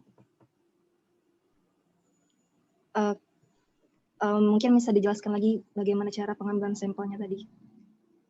Oke, ya. Bapak kira cukup ya, ada 3 pertanyaan ya. Ya baik, saya akan menjawab dulu pertanyaan dari Angga. Untuk alasan kenapa lama belajar dan lama tidur yang bertolak belakang, sedangkan IP-nya itu tinggi ya. Mungkin menurut pendapat saya dan pendapat saya itu karena ada beberapa faktor juga, karena kami mengambilnya itu rata-rata per hari. Mungkin dari dari mahasiswa tersebut banyak yang dari STS yang seperti belajar ketika mau ujian, contohnya itu perlu penelitian lebih lanjut lagi untuk mendapatkan hasilnya. Yang seperti itu sih Pak. Seperti itu sih Gak, gimana Gak?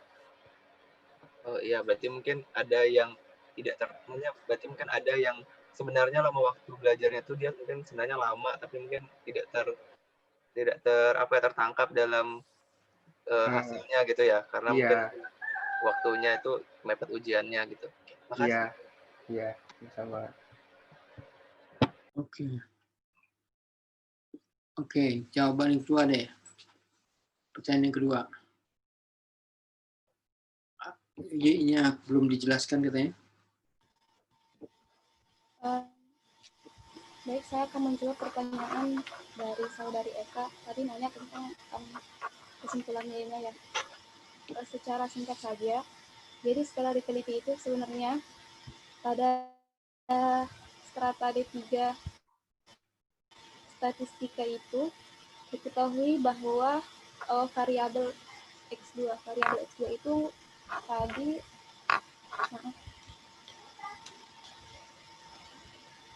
yang D3 itu model yang masuk itu hanya variabel X2 atau variabel lama belajar. Nah, jadi sedangkan model regresinya ini nantinya kami menggunakan model stepwise sebenarnya, regresi stepwise, dan dihasilkan kalau misalnya di D3 ini kan tadi dijelasin kalau misalnya yang berpengaruh itu hanya variabel X2 atau variabel lama belajar. Yang kedua itu pada prodi D4 statistika juga ditemui hanya satu variabel saja yang berpengaruh atau yang masuk ke dalam model regresi, yaitu variabel X1 atau variabel motivasi belajar. Dan yang terakhir itu untuk prodi D4 komputasi statistik ya. Di sini itu yang berpengaruh itu X5. X5 ini merupakan kualitas sinyal. Dan secara keseluruhan, kalau misalnya dia itu secara keseluruhan atau mahasiswa itu semua diikutkan tanpa adanya strata itu, ternyata X1 dan X2 itu berpengaruh signifikan atau masuk ke dalam model. Gimana? Kau menjawab, saya menjawab.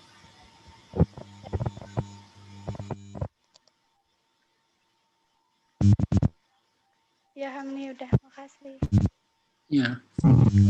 Oke, satu lagi, ya. Izin menjawab pertanyaan dari Rahma, kenapa jumlah sampel di setiap strata itu berbeda? Karena memang kami melakukan penarikan sampel itu secara independen di setiap strata. Karena jumlah awalnya di setiap strata juga berbeda, maka sampel yang diambil pun juga berbeda. Begitu, Rahma. Oke. Tapi aspek proporsionalitasnya tadi terjawab nggak?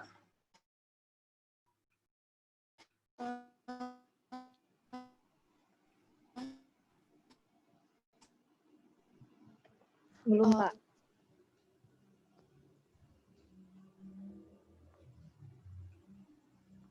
Proporsionalitasnya kami itu membaginya setelah kami tahu jumlah sampelnya, kami bagi menjadi sesuai dengan jumlah kelasnya, Pak. Oke.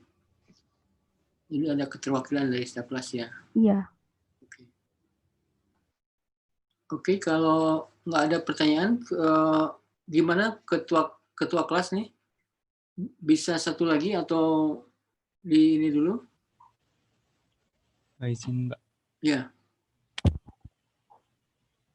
Satu kelompok lagi kayaknya masih bisa, Pak. Masih bisa, oke. Silakan satu kelompok lagi berarti ya. Tutup dulu ya, Pak. Ya, ditutup dulu ya, ya. Mas Irfan ya, sorry. Ya.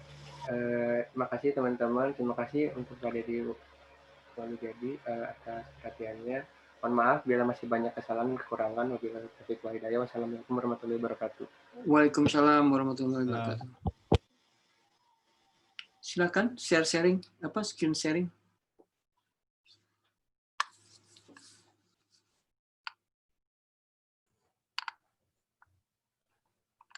Mohon izin share screen, Pak. Ya.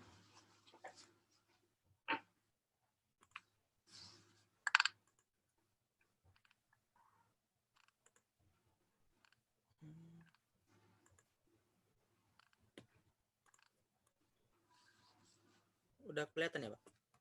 Udah, jelas sekali. Bagus.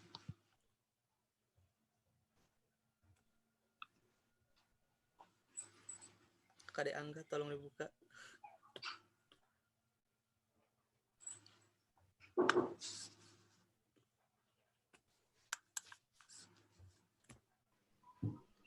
Oke, baik, terima kasih atas waktunya. Selamat siang, teman-teman. Nah, di sini kami dari kelompok 7 ingin menyampaikan hasil penelitian kami terkait dengan tingkat kebahagiaan mahasiswa tingkat 2 Politeknik Statistika SDS tahun akademik 2020-2021 selama perkuliahan jarak jauh. Next.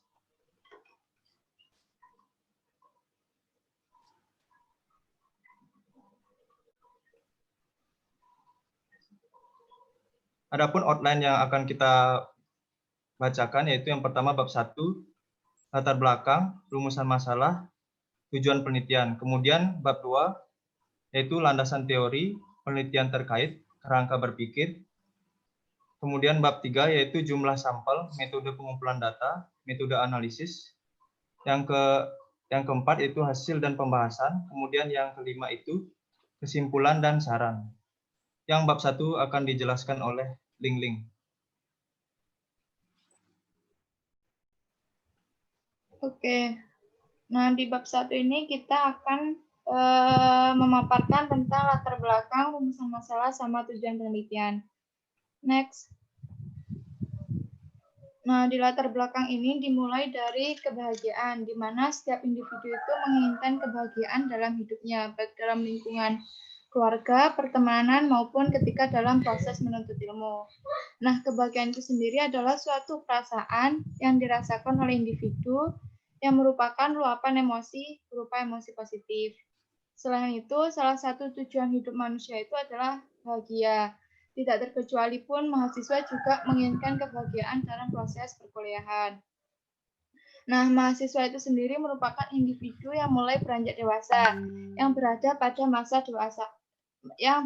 masa dewasa awal, di mana sering mengalami banyak masalah. Contohnya dalam kehidupan mahasiswa seringkali merasakan ketidakbahagiaan apabila dihadapkan dengan tugas-tugas. Nah, berdasarkan info yang ada, bahwa tingkat kesulitan mata kuliah yang ada di STS itu seperti kita sedang mendaki gunung, yang mana akan terus naik dari semester 1 hingga akhirnya akan berada di puncak pada semester 4. Dan kemudian akan turun kembali pada semester 5 sampai semester 8. Nah, beberapa mata kuliah inti yang ada di semester 3 sampai 4 itu ada Statmat 1, Mestat 2, PC1, PKN, Statmat 2, Anarek, MPC 2, yang mana seringkali membuat beberapa mahasiswa itu tidak bahagia atau istilahnya itu sering mengeluh gitu, atau kalau habis UTS atau UAS mereka memunculkan meme-meme sambat gitu. Ditambah lagi dengan adanya COVID-19 telah merubah aktivitas perkuliahan yang semulanya tatap muka menjadi daring, sehingga membutuhkan di mana hal tersebut membutuhkan sarana serta keterampilannya yang memenuhi agar dapat mengikuti pembelajaran dengan baik. Akan tetapi pada kenyataannya terdapat keluhan yang disampaikan mahasiswa terkait tidak tersedianya sarana yang dibutuhkan, minimnya pemanfaatan multimedia, kurangnya komunikasi antara dosen dan mahasiswa, banyaknya tugas yang disampaikan, banyak tugas yang menumpuk, serta minimnya materi yang disampaikan. Nah, berkaitan dengan hal tersebut tentunya akan sangat berpengaruh pada pemahaman materi dan hasil dari proses perkuliahan tersebut. Sehingga diduga bahwa mahasiswa merasa kurang bahagia dalam proses pembelajaran di masa COVID-19 ini. Berdasarkan uraian tersebut, maka dapat dirumuskan masalah yang akan kami angkat dalam penelitian ini, yaitu tingkat kebahagiaan mahasiswa tingkat 2 Polstat STS tahun akademik 2020-2021 selama PJJ. Next. Nah, berdasarkan ini latar belakang yang tadi, terdapat rumusan masalah yang akan kami paparkan, yaitu bagaimana tingkat kebahagiaan mahasiswa tingkat 2 Polstat STIS secara keseluruhan, dan juga ditinjau dari aspek afektif, kognitif, jenis kelamin, dan juga program studi. Next. Nah, adapun tujuan penelitian dari penelitian ini adalah untuk mengetahui tingkat kebahagiaan mahasiswa Polstat STS tingkat 2 secara keseluruhan, dan juga ditinjau dari aspek afektif, aspek kognitif, jenis kelamin, dan juga program studi. Next. Nah, kemudian yaitu ada bab 2, di mana bab 2 ini terdiri dari landasan teori, penelitian terkait, dan juga kerangka pikir. Next.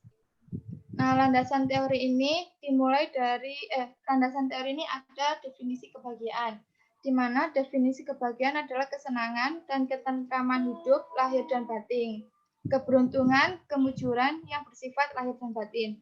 dalam filsafat Suryo Raman menyatakan bahwa kebahagiaan adalah kondisi tentram, nyaman, tidak berkonflik, bebas dari keinginan yang tidak pada tempatnya, dan tidak terkait sesuatu. Kemudian ada aspek kebahagiaan. Andrews dan MC Kennel menyatakan bahwa hasil studi analitik terhadap ukuran kebahagiaan dan subjective well-being menunjukkan bahwa ada dua aspek kebahagiaan, yaitu aspek afektif dan juga aspek kognitif. Di mana aspek afektif ini berupa pengalaman emosional, sukacita, kegembiraan, kepuasan, dan emosi positif lainnya. Di mana aspek afektif ini dibagi menjadi dua, yaitu ada aspek positif dan juga aspek afektif negatif. Kemudian ada aspek kognitif, di mana aspek kognitif ini berupa kepuasan di berbagai bidang kehidupan, seperti dalam bidang keluarga, diri sendiri, teman sebaya, kesehatan, keuangan, waktu luang, dan lain sebagainya. Kemudian ada faktor-faktor kebahagiaan. Menurut Carr, ada 8 faktor yang mempengaruhi kebahagiaan, yaitu ada kepribadian, budaya, pernikahan, dukungan sosial, persahabatan, spiritualitas, dan kerjasama. Next. Nah, selanjutnya ini ada ciri-ciri individu bahagia.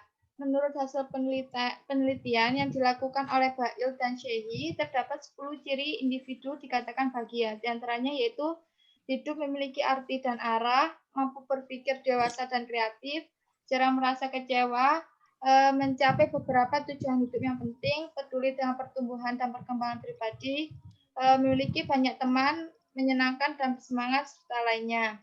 Kemudian ada kebahagiaan mahasiswa. Kebahagiaan mahasiswa itu memiliki beragam dampak. Kebahagiaan pada mahasiswa dapat diperoleh melalui pemenuhan kebutuhan serta tugas pengembangan. Mahasiswa yang bahagia adalah mahasiswa yang mampu menerima segala sesuatu yang dialami dengan perasaan dan emosi positif. Selain itu, kebahagiaan yang dirasakan mahasiswa bisa membantu mereka dalam mengelola keinginan dan kebutuhan mereka sendiri, serta bisa membantu mereka dalam menyelesaikan tugas-tugas yang dihadapi. Next. Nah, adapun penelitian terkait tentang penelitian ini yaitu ada survei pengukuran tingkat kebahagiaan atau SPTK tahun 2017. SPTK ini dilakukan oleh BPS terhadap masyarakat Indonesia yang telah dilakukan sebanyak 3 kali, yaitu pada tahun 2013, 2014, dan yang terbaru yaitu tahun 2017. Hasil dari SPTK ini yaitu didapatkan indeks kebahagiaan Indonesia tahun 2017 mencapai 70,69, yaitu pada skala 0 sampai 100. Indeks tersebut merupakan indeks komposit yang disusun dari 3 dimensi, yaitu dimensi kepuasan, dimensi perasaan, dan juga dimensi makna hidup.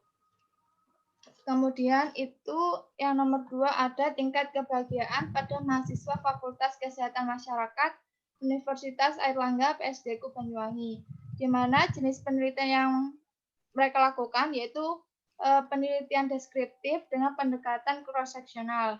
Hasil dari penelitian tersebut menunjukkan bahwa mahasiswa Fakultas Kesehatan Masyarakat Universitas Airlangga PSDQ Banyuwangi berada pada kategori sedang.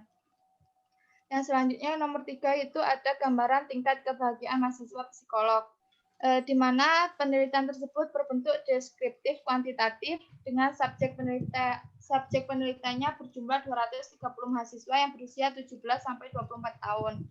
Hasil penelitian tersebut menggambarkan atau menunjukkan bahwa kebahagiaan mahasiswa psikolog angkatan 2017 ada pada kategori tinggi, yaitu sebesar 50,5% dan kategori rendah sebesar 49,5%. Dan yang terakhir yaitu tingkat kebahagiaan atau happiness pada mahasiswa Fakultas Ilmu Pendidikan Universitas Negeri Yogyakarta. Penelitian tersebut menggunakan pendekatan kuantitatif deskriptif dengan jenis penelitian survei. Hasil penelitian tersebut menunjukkan tingkat kebahagiaan pada mahasiswa Fakultas Ilmu Pendidikan UNY berada pada kategori sedang dengan persentase 57,5% atau sejumlah 119 mahasiswa. Lanjut. Nah, yang terakhir ada kerangka berpikir, yaitu kebahagiaan pada mahasiswa sangatlah pentingnya harus dimiliki oleh setiap mahasiswa karena dengan adanya kebahagiaan dalam proses perkuliahan akan memberikan manfaat seperti proses penerimaan ilmu, bersosial, dan lain sebagainya. Dengan adanya kebahagiaan akan membuat permasalahan yang dihadapi oleh mahasiswa akan mudah terselesaikan. Di mana kebahagiaan itu adalah suatu bagian yang terpenting dalam kehidupan dan setiap individu itu menginginkan kebahagiaan itu. Oleh karena itu, dapat disimpulkan bahwa kebahagiaan pada mahasiswa merupakan faktor terpenting dalam kesuksesan selama proses perkuliahan. Nah, selanjutnya akan dijelaskan oleh Nasrul.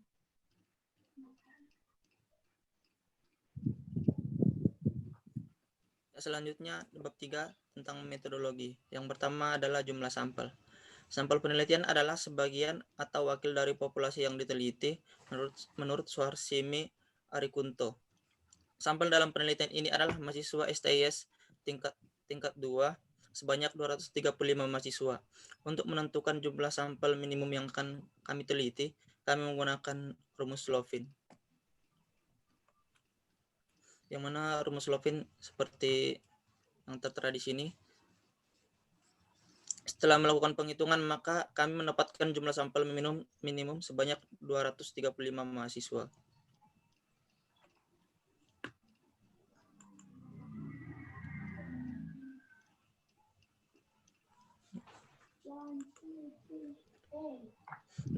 Untuk metode penarikan sampel. Teknik sampling adalah teknik pengambilan sampel menurut Sugiono.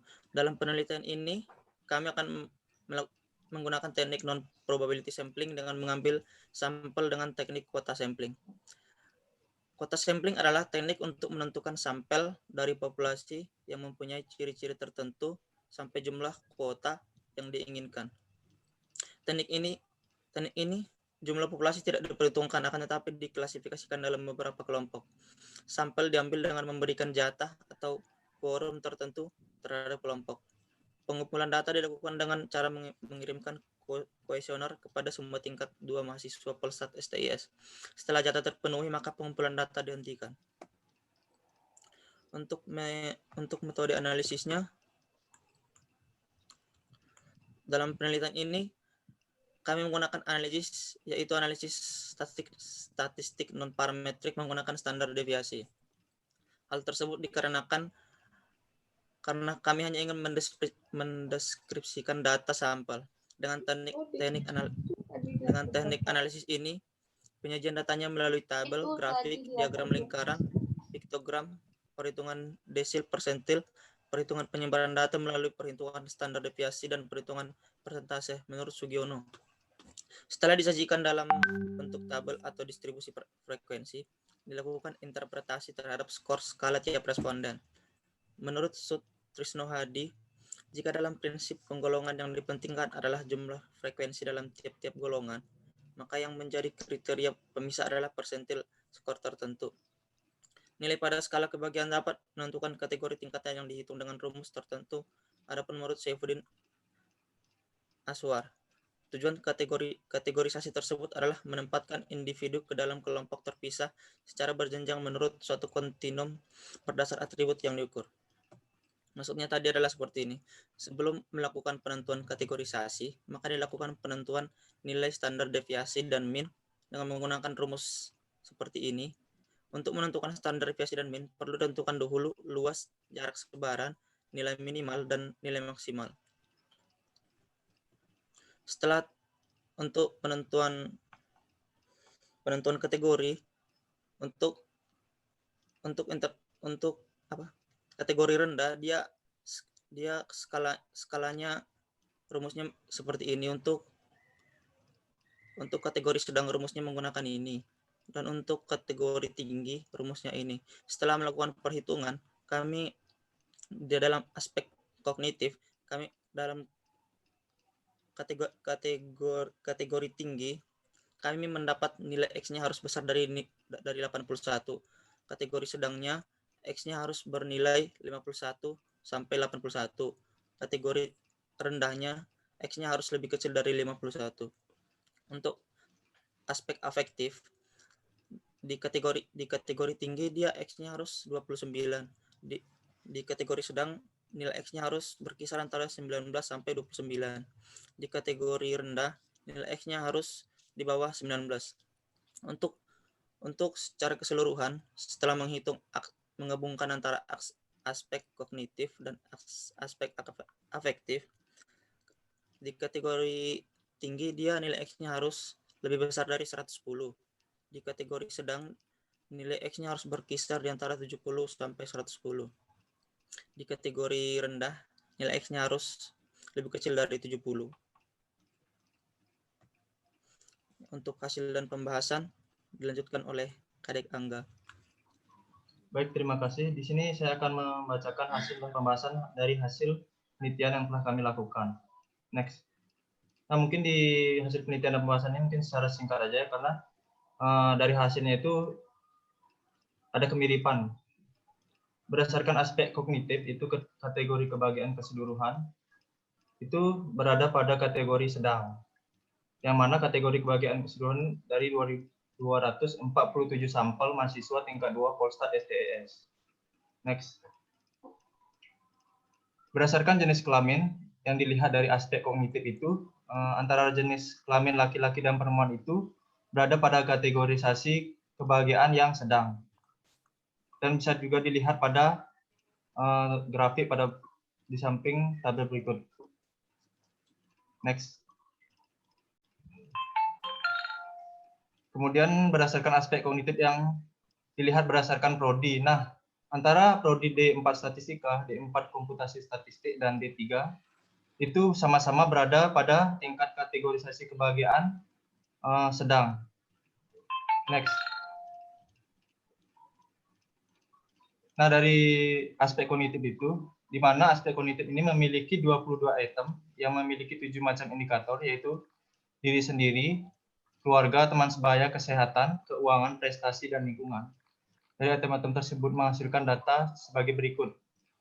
Dari persentase berikut, kita dapat lihat bahwa indikator aspek kognitif yang sangat besar itu berada pada kategori teman, indikator teman. Nah, oleh karena itu kita dapat menyimpulkan bahwa indikator teman ini sangat berpengaruh terhadap tingkat kebahagiaan mahasiswa itu sendiri. Lanjut. Kemudian dilihat berdasarkan aspek afektif, dilihat secara keseluruhan itu berada di kategorisasi sedang, dan berdasarkan jenis kelamin, antara jenis kelamin laki-laki dan perempuan itu juga berada dalam kategorisasi sedang, walaupun hanya beberapa yang berada di kategorisasi tinggi, dan juga yang begitu juga dengan yang rendah. Next. Nah, berdasarkan aspek afektif dilihat dari kebahagiaan berdasarkan prodi itu, di mana D4 Statistika, D4 Komputasi, dan D3 itu memiliki tingkat kebahagiaan yang sedang, di mana tingkat kebahagiaan tinggi itu sebanyak 7,5% untuk laki-laki, sedangkan perempuan itu ada 8,7%. Kemudian di D4 Komputasi itu yang tinggi ada 15,2% untuk laki-laki, dan perempuan ada 6,3% untuk perempuan. Kemudian di D3 itu yang tinggi itu sekitar 21,4%, kemudian yang perempuan ada 10%. Next. Nah, berdasarkan aspek afektif itu dapat kita lihat aspek afektif terdapat skor keseluruhan itu sebesar 3045 atau 50,8% untuk afek positif, dan 2947 untuk aspek negatif sebesar 49,2%, sehingga dapat disimpulkan bahwa afek positif ini lebih berpengaruh kebahagiaan pada mahasiswa tingkat 2. Next. Nah, jika kita tidak melihat aspek dari kedua tersebut, kita melihat secara keseluruhan, di mana persentase kebahagiaan secara keseluruhan mahasiswa Politeknik Statistika tingkat 2 tahun 2020-2021 itu berada di kategorisasi tingkat kebahagiaan sedang. Kemudian berdasarkan jenis kelamin itu laki-laki sebesar 95% dan perempuan ada di 98%. Next. Nah, dilihat berdasarkan prodi, D4 Statistika itu sebesar 99,08%, kemudian 93,62%, dan di D3 itu seluruhnya memiliki kategorisasi kebahagiaan yang sedang. Next. Jadi berdasarkan hasil pembahasan, kita dapat menyimpulkan bahwa secara keseluruhan kebahagiaan pada mahasiswa Politeknik Statistika STS tingkat 2 ini berada pada kategori sedang dengan persentase 96,8% atau sejumlah 239 mahasiswa. Sekian dari kami, mungkin apakah ada pertanyaan? Oke, ya. Ya menarik ya. Kan kita seringkali tuh bertanya-tanya nih, ya. Apakah kita sendiri cukup berbahagia gitu ya? Nah, jadi kembali lagi tadi pertanyaannya kan pengukuran kebahagiaan seseorang itu sangat tergantung pada individunya ya. Nah, di sini kita lihat nih hasilnya udah jelas nih. Hampir 100% ya mahasiswa STS ini memiliki kebahagiaan yang sedang katanya. Ya. Nah, mungkin ada beberapa yang menarik untuk ditanyakan ya. Sebetulnya apa sih yang tadi judulnya tingkat kebahagiaan mahasiswa ya? Ya kan? Iya, Pak. Nah, tingkat kebahagiaan mahasiswa. Nah, boleh ditanya nanti beberapa hal yang berkaitan seperti apa pengukurannya, kemudian bagaimana itunya ya. Silakan ya. Saya Yang Pak kita, ada ya. pertanyaan. Oke. Kadek Angga. Andi ya yang mau tanya? Ya Pak. Andi bahagia nggak Andi? Are you happy? Alhamdulillah, Pak. Alhamdulillah ya. Oke. Kalau yang berbahagia boleh nanya deh. Ya. Oke. Silakan Andi. Bapak bercanda. Izin bertanya teman-teman. Tadi kan ini bahasnya tentang tingkat 2 ya. Terus tadi juga sebenarnya udah disebutin sih alasan kenapa milih tingkat 2. Cuman dari saya pribadi belum terlalu nangkep gitu. Kok lebih milih tingkat 2 dibanding mengambil secara keseluruhan mahasiswa Polsat STIS? Mungkin bisa dijelaskan. Oke. Satu pertanyaannya. Kenapa fokusnya ke tingkat 2 ya selain tadi yang dijelaskan mungkin ya. Memang tingkat 2 itu paling berat ya. Mata pelajarannya mungkin di sini tadi udah dijelaskan. Oke, yang mau Andi tanyakan kan kayaknya tingkat kebahagiaan bukannya ditentukan oleh susahnya mata pelajaran ya dia. Kalau ada yang support ya mungkin ya pacar Andi dari Makassar ya, semangat terus kan nih ya, walau berat ya, nah gitu maksudnya. Enggak Pak, maksudnya kalau bisa misalnya dianalisis per tingkat juga kan sebenarnya bisa ya, kalau ya, kita dijadikan variabel lain. Ya, bukan hanya masalah berat itu. Oke. Oke, yang lain ada lagi nggak yang tanya nih? Kan kebahagiaan tuh multifaset ya kalau istilahnya ya. Bukan hanya di lingkungan sekolah, support of family, kemudian good relationship with students gitu ya. Tadi udah dijelaskan juga kan. Ada aspek yang bersifat kognitif, ada aspek yang bersifat itu tadi ya. Yang bersifat non kognitif ya, di situ bilangnya. Ya. Apa pertanyaan? Ada lagi pertanyaan? Silakan dong. Ya, silakan pertanyaan yang berkaitan dengan itu. Ya. Ya. Izin bertanya. Ya, ada Pak. Silakan. Kan untuk metode statistiknya tuh makanya non-prop ya. Terus alasannya kenapa sih pakainya tuh menggunakan teknik kuota gitu, pengkuotaan? Oke, bagusnya. Mungkin itu aja sih, Pak. Oke, bagusnya. Kenapa harus kuota ya? Ya, sekian, terima kasih. Oke, dari dua dulu aja ya. Oke, silakan. Maaf Pak, izin menjawab pertanyaan dari Andi. Oke. Kenapa kita pilih ini ya? Tingkat 2 aja. Populasinya tingkat 2. Nah, berdasarkan latar belakang yang kami jelaskan tadi itu bahwa mata kuliah di tingkat 2 itu merupakan puncak kesulitan yang ada di Polstat STIS. Nah, selain itu kenapa kami pilih tingkat 2 itu karena kami dulu itu sebenarnya kami udah pilih populasinya seluruh Polstat STIS yaitu dari tingkat 2 sampai tingkat 3 plus tingkat 4 gitu kan. Nah, tapi waktu nyebar kuesioner di awal tuh kita ada miskomunikasi gitu. Jadi kita waktu nyebar kuesionernya nggak pakai skala pengukuran Likert, tapi pakai skala pengukuran apa gitu, lupa namanya, yaitu antara rentang pengukuran itu 1 sampai 10 gitu. Terus kami juga belum menemukan jurnal rujukan yang pakai 1 sampai 10 gitu. Sedangkan jurnal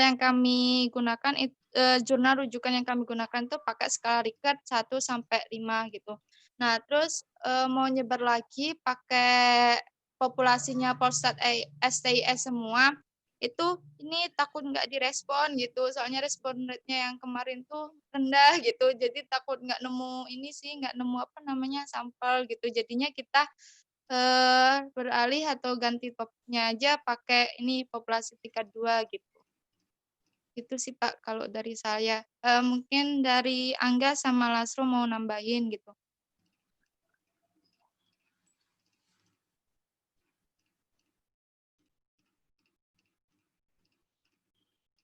Ya, silakan Lasro. Nah, benar juga kata yang Liling katakan tadi, awalnya kita kan udah nentuin misalnya 2, 3, 5 nih. Kayak respon rate-nya tuh kayak nggak terlalu cepat gitu. Sehingga kita dapat juga berulang kali mengirimkan kuesioner tersebut untuk memenuhi kuota yang kita tetapkan tersebut gitu. Sehingga awalnya sebenarnya kita maunya menetapkan pakai probability, tapi karena respon rate-nya rendah itu, sehingga kita menggunakan non probability biar kita memenuhi syarat dari tadi jumlah sampel yang kita telah tentukan itu gitu.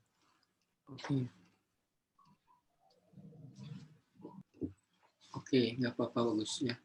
Jadi artinya yang angka 96% kebahagiaannya sedang ini kan hanya berlaku untuk lingkungan mahasiswa di tingkat 2 ya? Iya Pak. Ya. Kalau tingkat 4 lebih bahagia ya kayaknya ya?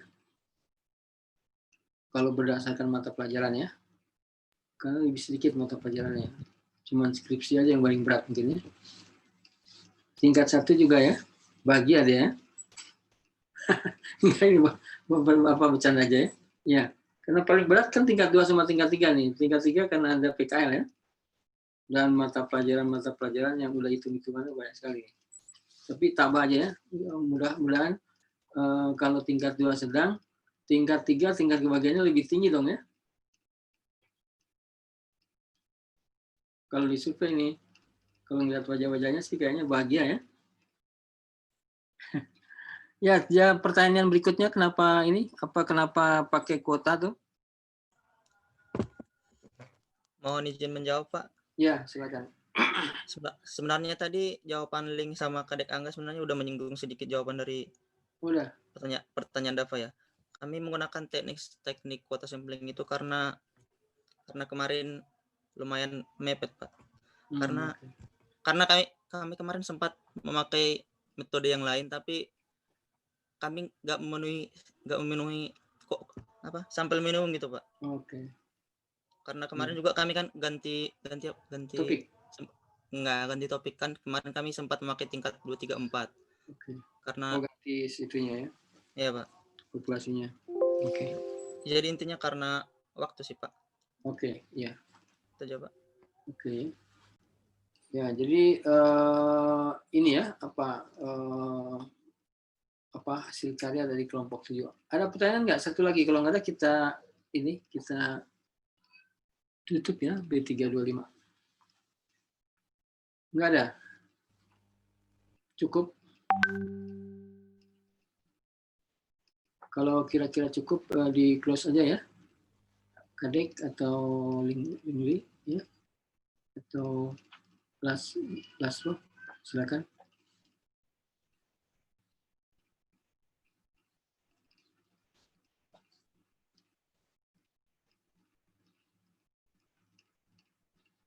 Kata penutup pantun dari kelompok 7 nggak ada? Nggak ada, Pak. Nggak ada ya?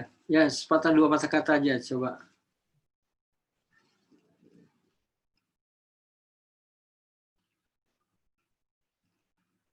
Ya, baik, sekian dari kami. Apabila ada kekurangan, mohon maaf. Assalamualaikum warahmatullahi wabarakatuh. Waalaikumsalam. Bagus ya presentasinya. Silakan ditutup aja ya, Pak, izin bertanya dulu Pak terkait responsi Pak. Responsi ya gimana?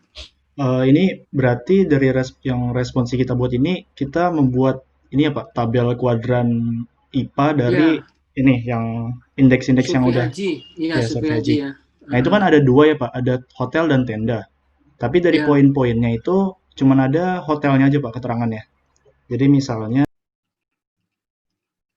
Ya, jadi gini kalau bisa ngebayangin ya, dia memang disebutnya hotel akomodasinya. Padahal dia tuh ada dua istilahnya, ada di hotel dan tenda ya Pak? Mekah Madinah, terus ada yang wukuf di Arafah tuh pakai tenda tuh. Jadi kalau pakai tenda itu ya sebetulnya mereka udah nggak mikir lagi AC apa segala macam ya, karena dia aktivitasnya tuh penuh, dia ambil batu, mabit ya, kemudian ambil batu ya, terus mabit, terus dia masuk ke apa namanya itu wukuf, habis wukuf tuh nanti lempar jamarat. Nah jadi di situ ada pelayanannya dibikin sama tim haji kita nih. Ya, kan itu ada dua ya. Ada kinerjanya yang menurut si jamaah ini. Ada yang menurut dia nih mestinya kayak apa gitu ya, kepentingannya, importantnya itu. Nah, di situ dia. Ini ya. Berarti kita bikin dua ya Pak? Boleh satu aja deh kalau berat ya, satu aja deh. Ya. Yang hotel aja berarti di Arafah, Armina namanya, Arafah dan Mina ya, tempat melempar jamarat itu ya. Atau yang di hotel, maksudnya yang di hotel itu yang selama dia kalau di Arba'in itu, Arba'in, Mina, Arafah ya. Arba'in itu yang di Madinah 8 hari, sisanya di Mekah biasanya 40 hari itu. Jadi di situ ada ditanya dua memang akomodasi itu, akomodasi sewaktu dia menunggu ke Arafah dan akomodasi waktu dia ada di padang Arafah tuh, yang di tenda ya. Tenda itu dia itu banyak sekali orangnya. Ya. Jadi kalau berat satu aja nggak apa-apa ya. Jadi bikin apa indeks apa namanya itu? Indeks performance analysis. Ya apa namanya? Ya. Performance and apa tadi satu lagi? Analysis. Analisis ya. Performance analysis. Oke, ya. Ada lagi pertanyaan lain? Terima kasih Pak. Tinggal pakai Excel kayaknya ya. Iya, SPSS Pak. Ya, SPSS bisa ya.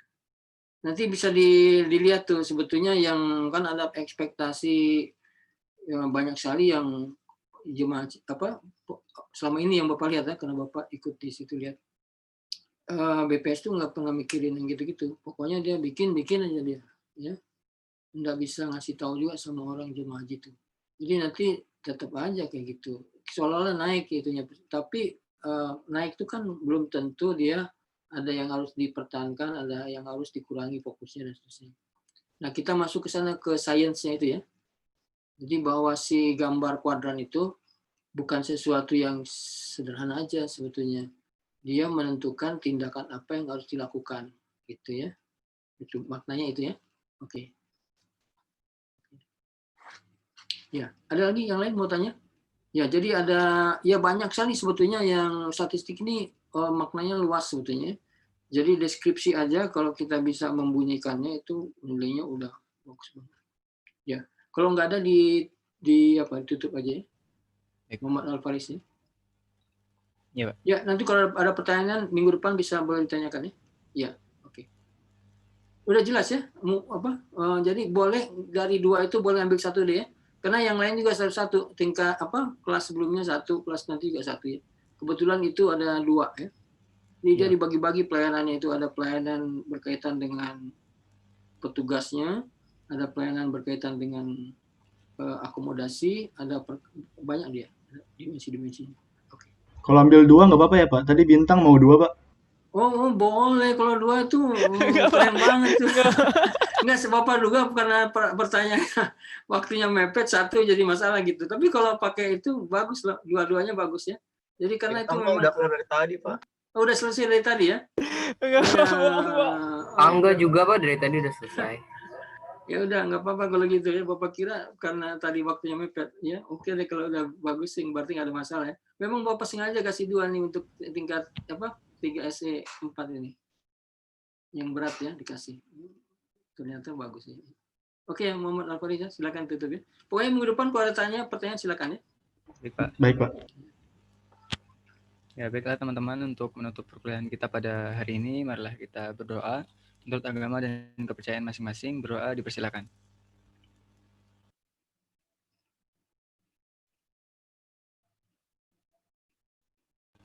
Berdoa dapat dicukupkan. Oke ya, sampai ketemu ya minggu depan. Alhamdulillahirobbilalamin. Assalamualaikum warahmatullahi wabarakatuh. Waalaikumsalam warahmatullahi wabarakatuh. Selamat sore. Terima kasih Pak. Sore Pak. Terima kasih banyak Pak. Ya.